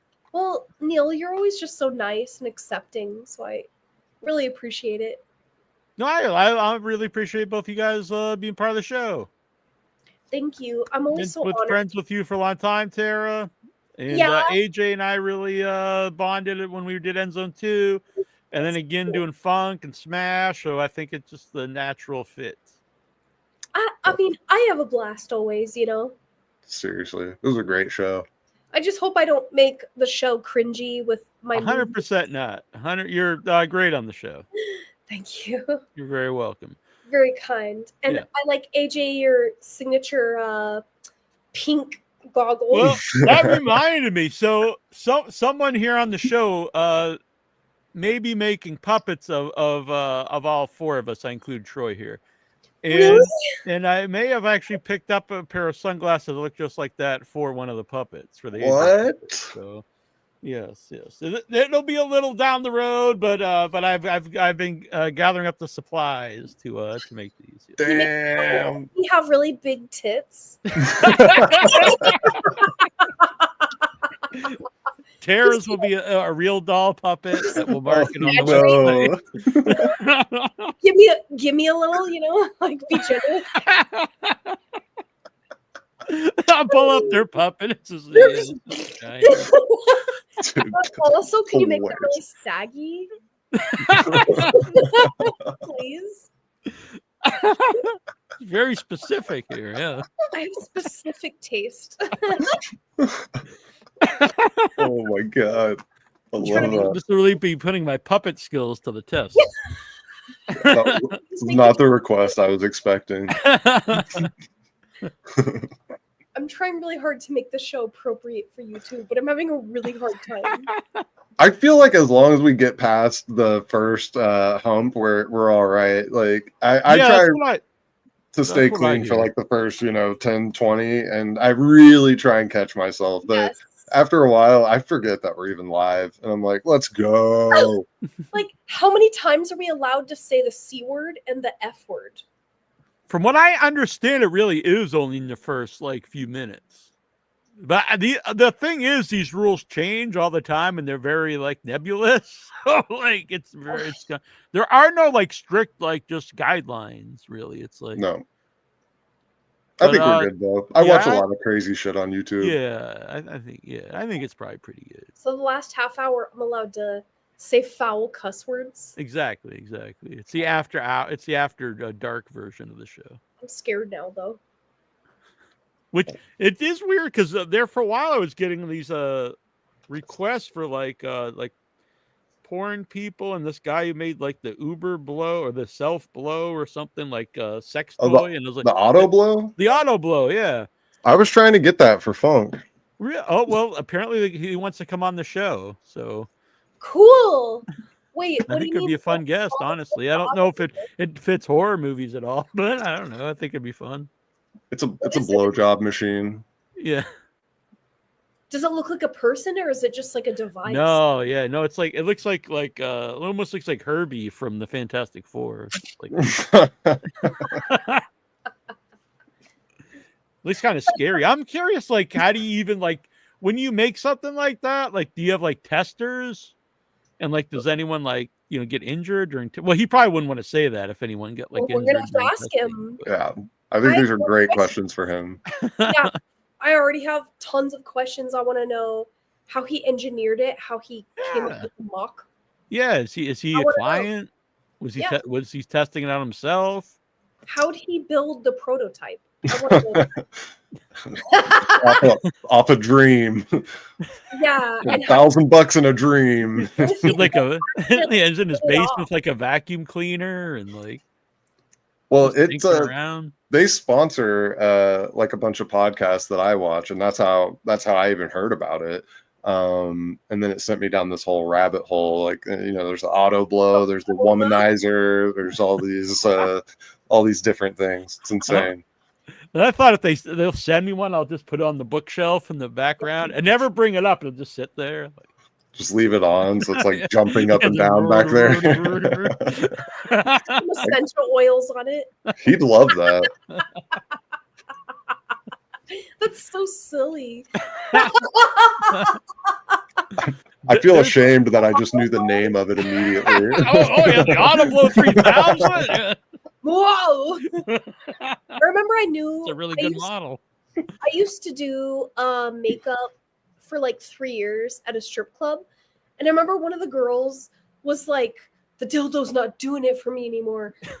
I need something mechanic. And for some reason the like name came to my head. I was like, you need a jag-on. And she's like, what's a jag-on? I was like, I don't know. It just sounds like more hardcore. We were all looking on the internet for jag-ons. For her. That was like a machine, and she found one, and it looked like a sewing machine, and it was like, rah, rah, rah. It was like Oh no! It's like a jackhammer. Yes. yeah. But anyways, that's a whole nother story. So we filmed part of Funk at a sex shop, and I don't know if you, because I asked the woman, because I was talking to Bill and Annabelle about this thing I saw on the, I brought up on the show before, the Baldo, and they're like, I was like, I was looking around the shop and I couldn't find it, and like they were like, ask her. So I asked the woman who was running it, and she just thought I made it up. She's like, what is this, some stupid thing on Temu? Or I'm like, no, it's a real thing. So it's, I don't know if you guys have ever seen it, the Baldo. No. And so it's this, I don't understand how this could be Baldo. pleasurable. It's this device that you put around your balls that makes your balls into something you can actually have sex with. And I was like, I don't see how this could be pleasurable. It just seems insane. Like, and like they stick out a little bit on the, I don't know. It's very, Baldo? Yeah, the Baldo. All in one. I will say, if Stardust Video didn't know what that was, it's probably not good. They seem to have every single sex toy ever made in there. Yeah, I read reviews of it on the show one night because like a couple of people, but most people said it's just like super painful. Like, so you put like, you insert yourself in here and then you have sex with like your testicles. But I'm like, that just sounds like incredibly painful. Yeah, that sounds like it might get stuck and you have to go to the ER to get it cut off. When I was reading the reviews, yeah, they said even just putting it on, like it was super painful because it's like elastic and you gotta pull it over and like, I don't know. Oh. One time I heard a story from an ER nurse where a guy had a cock ring and it got stuck and like the blood was pooling really bad where like the staff was like, what do we do? Like, this guy's gonna like lose his thing because of this cock ring. And so they got one of those like chest clampers, you know? Yeah. And they're just like, we're gonna have to cut it off. And he's just like, okay. So they're all trying to cut the cock ring off and they're all ding. And they got it and it shot up and it put a dent into the ceiling. And then ever since then, like ER patients would be looking at it and they're all, how did that dent happen? And the nurse would be like, oh, I don't know. Like, You don't know. But it was from a stuck like cock ring they had to like clamp off and it shot up into the ceiling. It's the second time tonight my palms are sweating. Funny. I'm like, ooh, that sounds so painful. Don't mess Like, around get with that. that freaking power tool away from me. Yeah, don't do it. Just be careful. Noted. Everyone out there, be careful. Don't mess around. See, we're giving advice. Also, I'm really sorry if that's too graphic for the It is show. not too great. It's totally fine. You're good. Oh, We're just talking about the ball though, so it's good. But I feel weird just then them like, oh, and then this new horror movie's out. the ball harness. So yeah, Troy couldn't be on tonight. I don't know if I mentioned off air. I don't know if I mentioned it on air, but it's him and B, his girlfriend. They've been together 40 years, so it's always weird saying his girlfriend. But it's their 40th anniversary. Happy anniversary. Happy anniversary to them. That's sweet. Yeah, so they were, I don't know where he sent me pictures. The postmodern jukebox. And so I think what they did is they play like modern music, but they play it in different eras. So like they take a modern song and they play it like if it was in the jazz era. I'm not exactly sure how this works. It sounds fun anyway. So that's where they were tonight. I like that. So he abandoned us for that. No, that's fine. How dare he? I get it.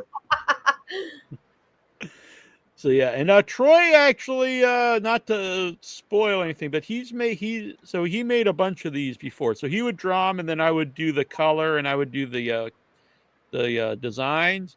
So he is doing an AJ and a Terra, and then I'll do the cereal box at some point. Yes. Wow, I'm so excited. I'm so flattered. The I might Nastios, know a dill guy pickle that flavored can. frosted cereal. That sounds good. I think I know a guy that can make these for us. Yeah, because I want them in the movie. And then I also thought they'd be a fun perk. Then, like you can get the movie used, cereal box. Plus, Yeah. if we get little ones, I think they'd be fun just to sell on the website. Yeah, it'd be awesome. I want one. Yeah. I have the whole collection here in the back. I'm definitely putting mine up on the shelf. I can't wait. Whenever the film is being made, just let me know, and I'll buy my ticket, and I'll be out there, and I'll do my very best to act good. Oh no, you'll be great. Well, if You'll you be come fine. out, maybe I'll put you in a bigger role. We'll figure it all out. Figure it out. But either way, I'm Stoked. happy to be any part of it. Like, I don't care what. Yeah, it is. no, I would love for you to be part of it. You're one of the first people I've asked. Oh, yay! This will be I felt sick. like this when I said that. Oh yeah, tomorrow. So I'm filming a couple interviews tomorrow for Fantasia, and one of them, it premiered tonight, and that is Trauma Occupy Cons, which is a documentary about traumas over the years at Cannes Film Festival.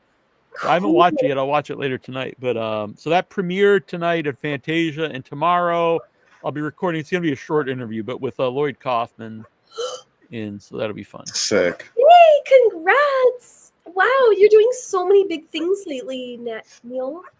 We're on a roll. Congrats! Yeah. Well, it's good to have everybody here. Handshake. Good job. Get those hands out of here. But yeah, I'm sure we could get Lloyd on the show again sometime too for a longer interview. He's always fun.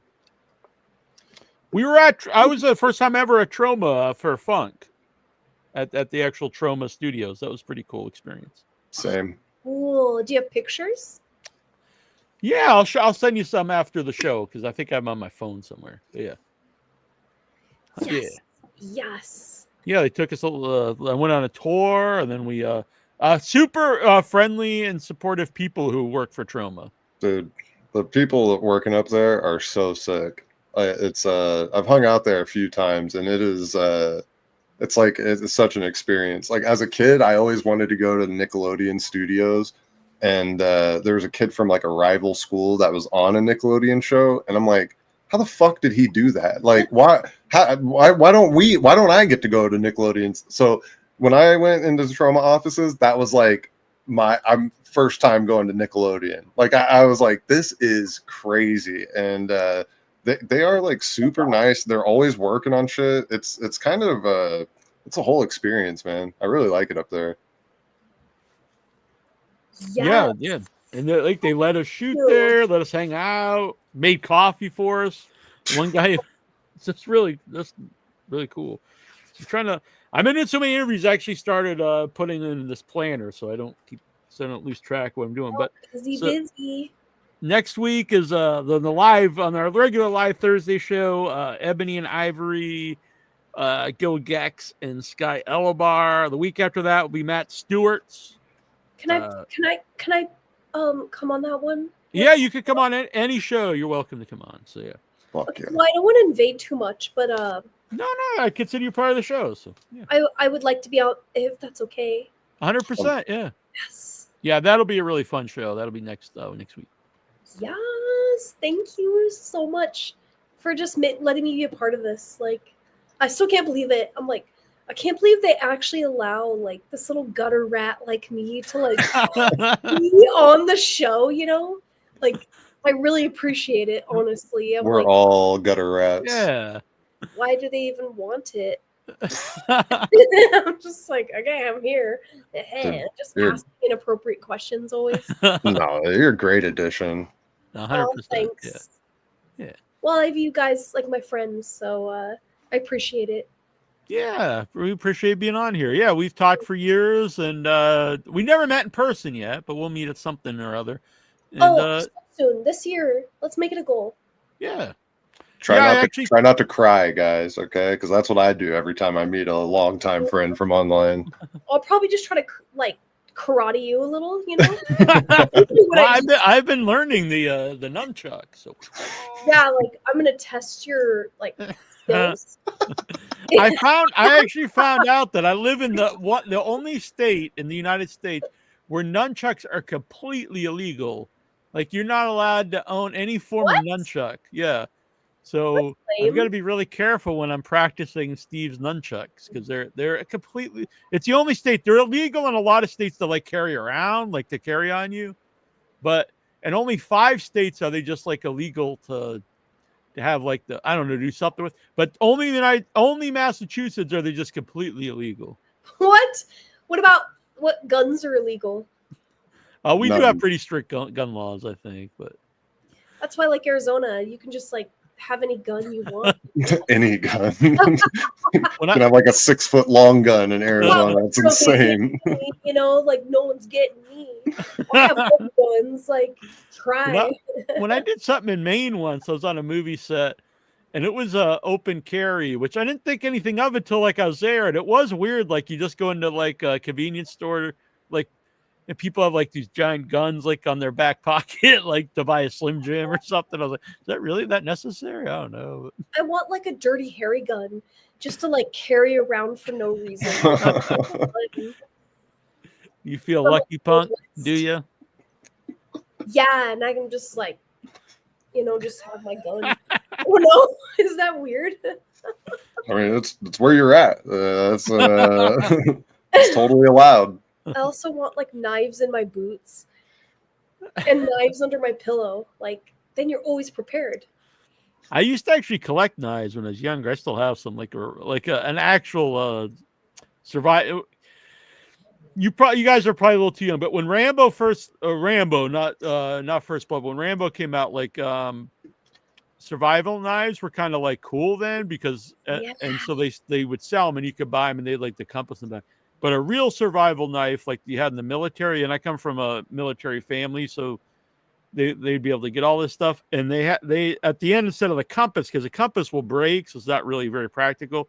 It has like a hammer that then you can unscrew that, and then underneath it has all the different doodads.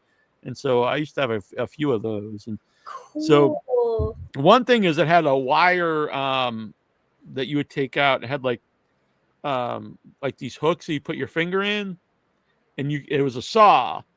And me and my friend, because we used to be out in the woods all the time, and there's like this cottages that were not abandoned, but no one was there for it. Anyway, we sawed the picnic table in half. It took forever to saw it in half with this. But it worked? Yeah, it worked. I don't know why we did that, but I guess just because it was there, but it took forever. It took forever to do this. Yeah, I thought I was bad sticking a cicada in my mouth, and you're out like sawing park tables. I want that knife.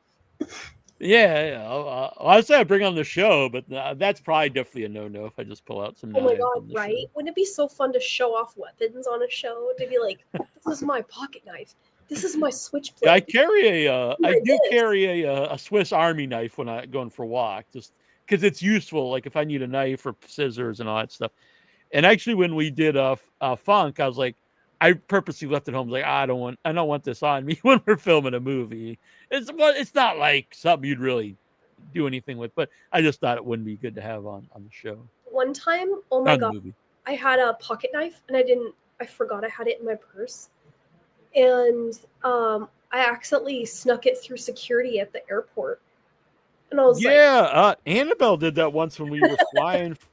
I think it was to Seattle, and then like she's like, "Oh, I had this big," because she used to carry all these big knives, and she had it on the plane. I was like, "Jesus, put that away!" Like, I mean, I used to fly with a Leatherman to work on film sets all the time, and it's got a big knife inside of it. And one TSA agent saw it and was like, I know there's a knife in that thing. And I was like, congratulations, buddy. You're really saving the world, you idiot. Like, now I had to give away my $50 Leatherman. I was so mad. No! Did they make you throw it That's away? No, they keep it and they take your shit. They literally go home with it. It's so insane.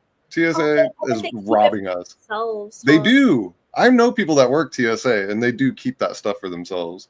They don't turn it in anywhere. I'm like, made me so mad. And then one time I had like a decorative pocket knife on a necklace, and it couldn't cut paper.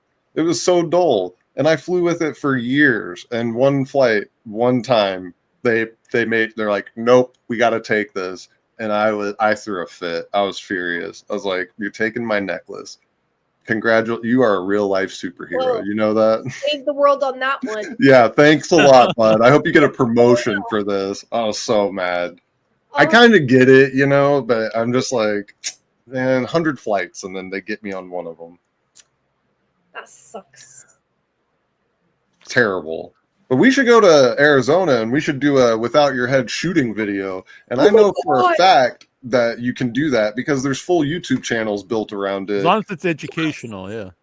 Is that it? I believe I've so. seen like a guy shoot a 50 cal through the side of a Ford Ranger. Like, It's very that's educational. I You shot a shotgun once years ago, and it blew me off my feet.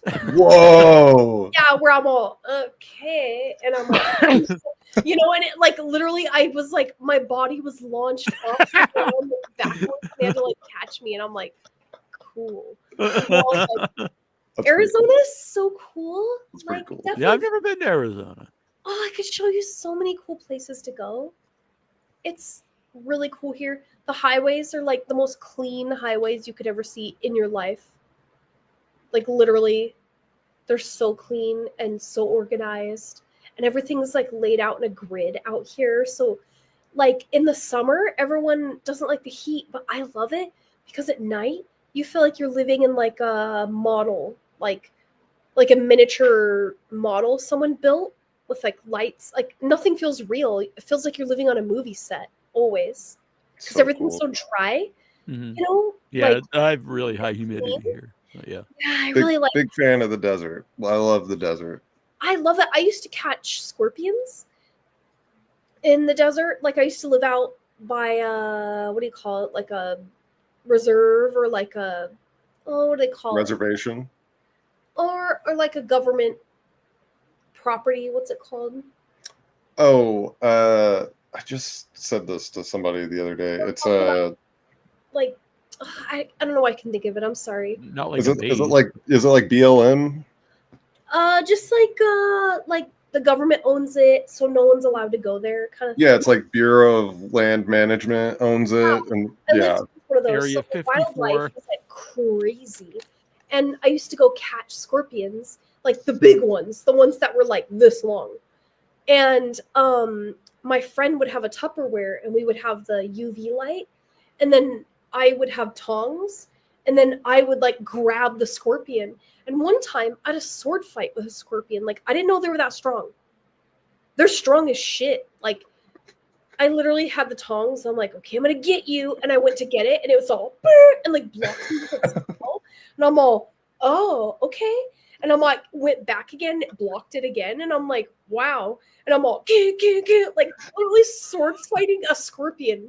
And I'm just like, and I finally got it and put it in the Tupperware. I kind of feel bad about it now. Like now that I look back, but those things are mean. They'll like kill each other, Yeah. and they'll like eat each other face first. I remember I saw a show once about them. I think it's one of the only things where they're not immune to their own venom. It's like one of the only creatures, which I thought was very strange. Yeah, they're mean. I've seen like wild coyotes. I came up upon a dying rattlesnake once. That was like huge. It was like this big around.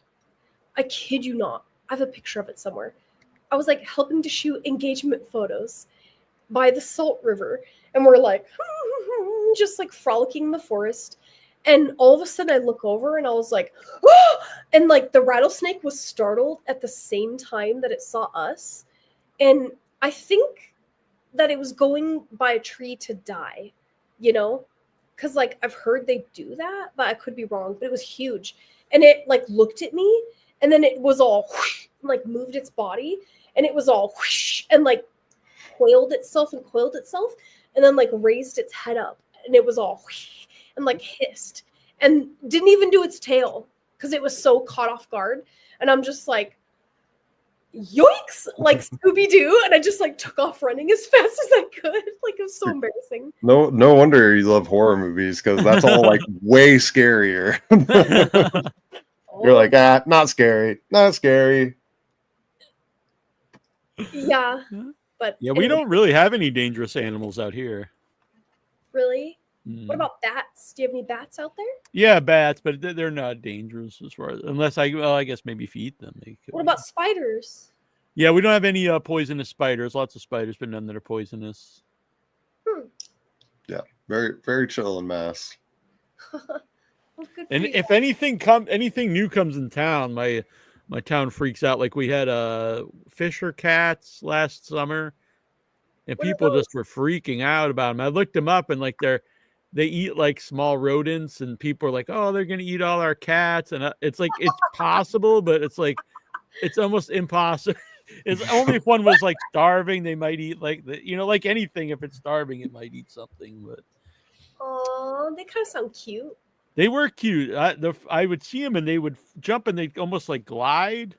Oh, They were really cool, but I kind of think they killed them or something. that's That's why we have a ton of wild turkeys, and I found out the reason because my neighbor used to work for the wildlife, whatever, and so years ago they killed all the raccoons in town because they thought they had distemper, which is sort of like rabies, but they didn't. And what happened was, like any animal that's in like a city, they eventually lose their fear of people. So like pigeons in a city and stuff. And so raccoons were just around more because they'd been here forever. But anyway, they killed them all. And then a couple years, probably like the next year, we started getting turkeys, and we never had turkeys in town. And he told me it was because the raccoons ate the turkey eggs. There was no raccoons, so more turkeys were born. More turkeys were born, so they ran out of food where they live, so they had to start coming into our town. So we just have wild turkeys everywhere. just So don't mess people with always mess all this stuff up. Yeah, you're so right. This is why I catch tadpoles and I raise them into frogs, like a shit ton of them, and then Really? I go release them in different places. Really? It's I love highly that. illegal, and you're not supposed to do it. And I call it the frog army. And so, Have any right now? yeah, I have 8 frogs right now. You're like Johnny Appleseed of frogs. Yeah, I really like to release them on golf courses mostly. I love this. Yeah. You got to drop some chaos wherever you can. You know what I mean? Just seed the frogs. Things get too regular. This is what I feed them. I feed them. I wish you could see it. I can't open them. Fruit they're flies. They're flightless fruit flies. Oh, you can see them. Ah, yeah, I could see them growing around there. Yeah. And so they can't fly. And so the frogs just gobble them up. They go after them like crazy, and then they keep breeding inside of that thing. So I never run out of them. How many do you have right now? Fruit flies or frogs? The frogs. I think I have 8 or 9. It's hard to count them because they jump around, but I've got them in a terrarium. Are they cute? Yeah, they're so cute. They're like little baby toads. Aw. They're so small. They're like this big. I I love it. could probably have all 8 of them in one hand. Aw. Frog army, watch out. Yeah. I want to see more photos of the frogs. Yeah, I'll take some pictures of them. I got a good camera. That's awesome. I love this. I did not know this about you. I like this. Yeah, I'm it's insane. fascinating. I'm an insane person. I'm a big animal guy, so I like All right. That's why we all get along, because we're all insane, huh? Mm-hmm. Exactly. We're all crazy here. To bring it back, that did remind me when we talked to Chris Sarandon. I did think this was interesting. Was about you said fruit flies, but he was talking about like in Fright Night, he's always eating fruit in the movie, and I guess that really wasn't in the script, or it was in the script, but there was no reason or something like that. And so he came up with the idea was, since they turn into bats, he was like a fruit bat, and so he had like a sweet tooth, and so that's why he's always eating apples in the movie. And it's like it's not really part of the plot or anything, but I just thought that's kind of cool, and it just adds something that's there, and you don't really know it or anything. But Yeah, it's like subversive. yeah, and I was like, I love cool. when actors come up with more character details for themselves that don't make it on screen, because whether you realize it or not, it affects their performance. Fleshens it out like like it's a real person. Oh, that's so cool. Yeah, so I brought it back to horror there. Yeah, good stuff. Yeah. We were getting off topic with like raccoon death and Exactly. scorpions. That's still kind of horror. Yeah. Yeah. This is my firefly jacket. It's pretty sweet. Oh, that's cool. No, those are dragonflies. Dragonflies. Whatever. Dragonflies. Yes. Your outfit looks fabulous tonight. Well, thank you. Yeah. Now I felt overdressed because I thought Tara would wear, but I'm fine. Wear whatever you want. Hey, I was gonna wear more, but then I felt overdressed, so that I underdressed. So next time I'll overdress. And I'll just come like a schlub. So I'm glad I wore a mullet because Kelsey came in full clown makeup, and then you came in the top hat, and I was like, man, I'm so glad I have this mullet on right now. So I don't know if I'll have time tonight, but the next step is to put the fur on the feet and the legs, and then they will be attached to a Master Zog, and he will actually have legs. Yes. Stoked. So exciting. Good work. Good work. Thank you. So I didn't do a look. These have the marker and stuff, but it doesn't matter because they're going to be covered in the fur. So I wasn't too careful with that. And then don't forget about the dick, please. Sorry. Should Zog be packing? Like, I don't know. You like a tripod going on here? What's going on? Now I'm gonna have to Google like tutorials on puppet penises. I probably can use this. I think I can do it. Yeah. I think you should wing it. Yeah, start with the foam base, and then Yep. I think fur, but AJ's like maybe like felt. Could be funny. Yeah, you'd be able to see it better what it is. If it is fur, it's just going to be like a hunk of fur. Honestly, you won't be able to see it. But like, see his lip that I made is felt, and his eyelid, so I could use the same material for the penis. Mm-hmm. Pretty cool. Mm-hmm. All right. Well. Any where can people find you, Tara? Where are you? You can find me on Puppy Sloot on Instagram. And anything new on New Village Video? I'll be able to give an update very soon. So All right. I'll try. I'm sorry to I feel very bad now. Scorpion got her. Exactly. Yeah, I'm all There's nothing in there. If people don't realize, like I drink a lot all throughout the day. I stay very hydrated. It's part of when I change no one cares about this. But anyway, I bring a tea in here, black coffee in this, and then water in this with like some kind of hydration stuff. And I drank all of it throughout the show. I can confirm that I've been with you at 3:00 in the morning when you purchased a coffee and drank it. Yes, yeah. I was like, what the hell? Yeah, you went right to sleep. Yeah, my grandma was the same way. She drank coffee all day until the night. She honestly couldn't sleep unless she drank coffee.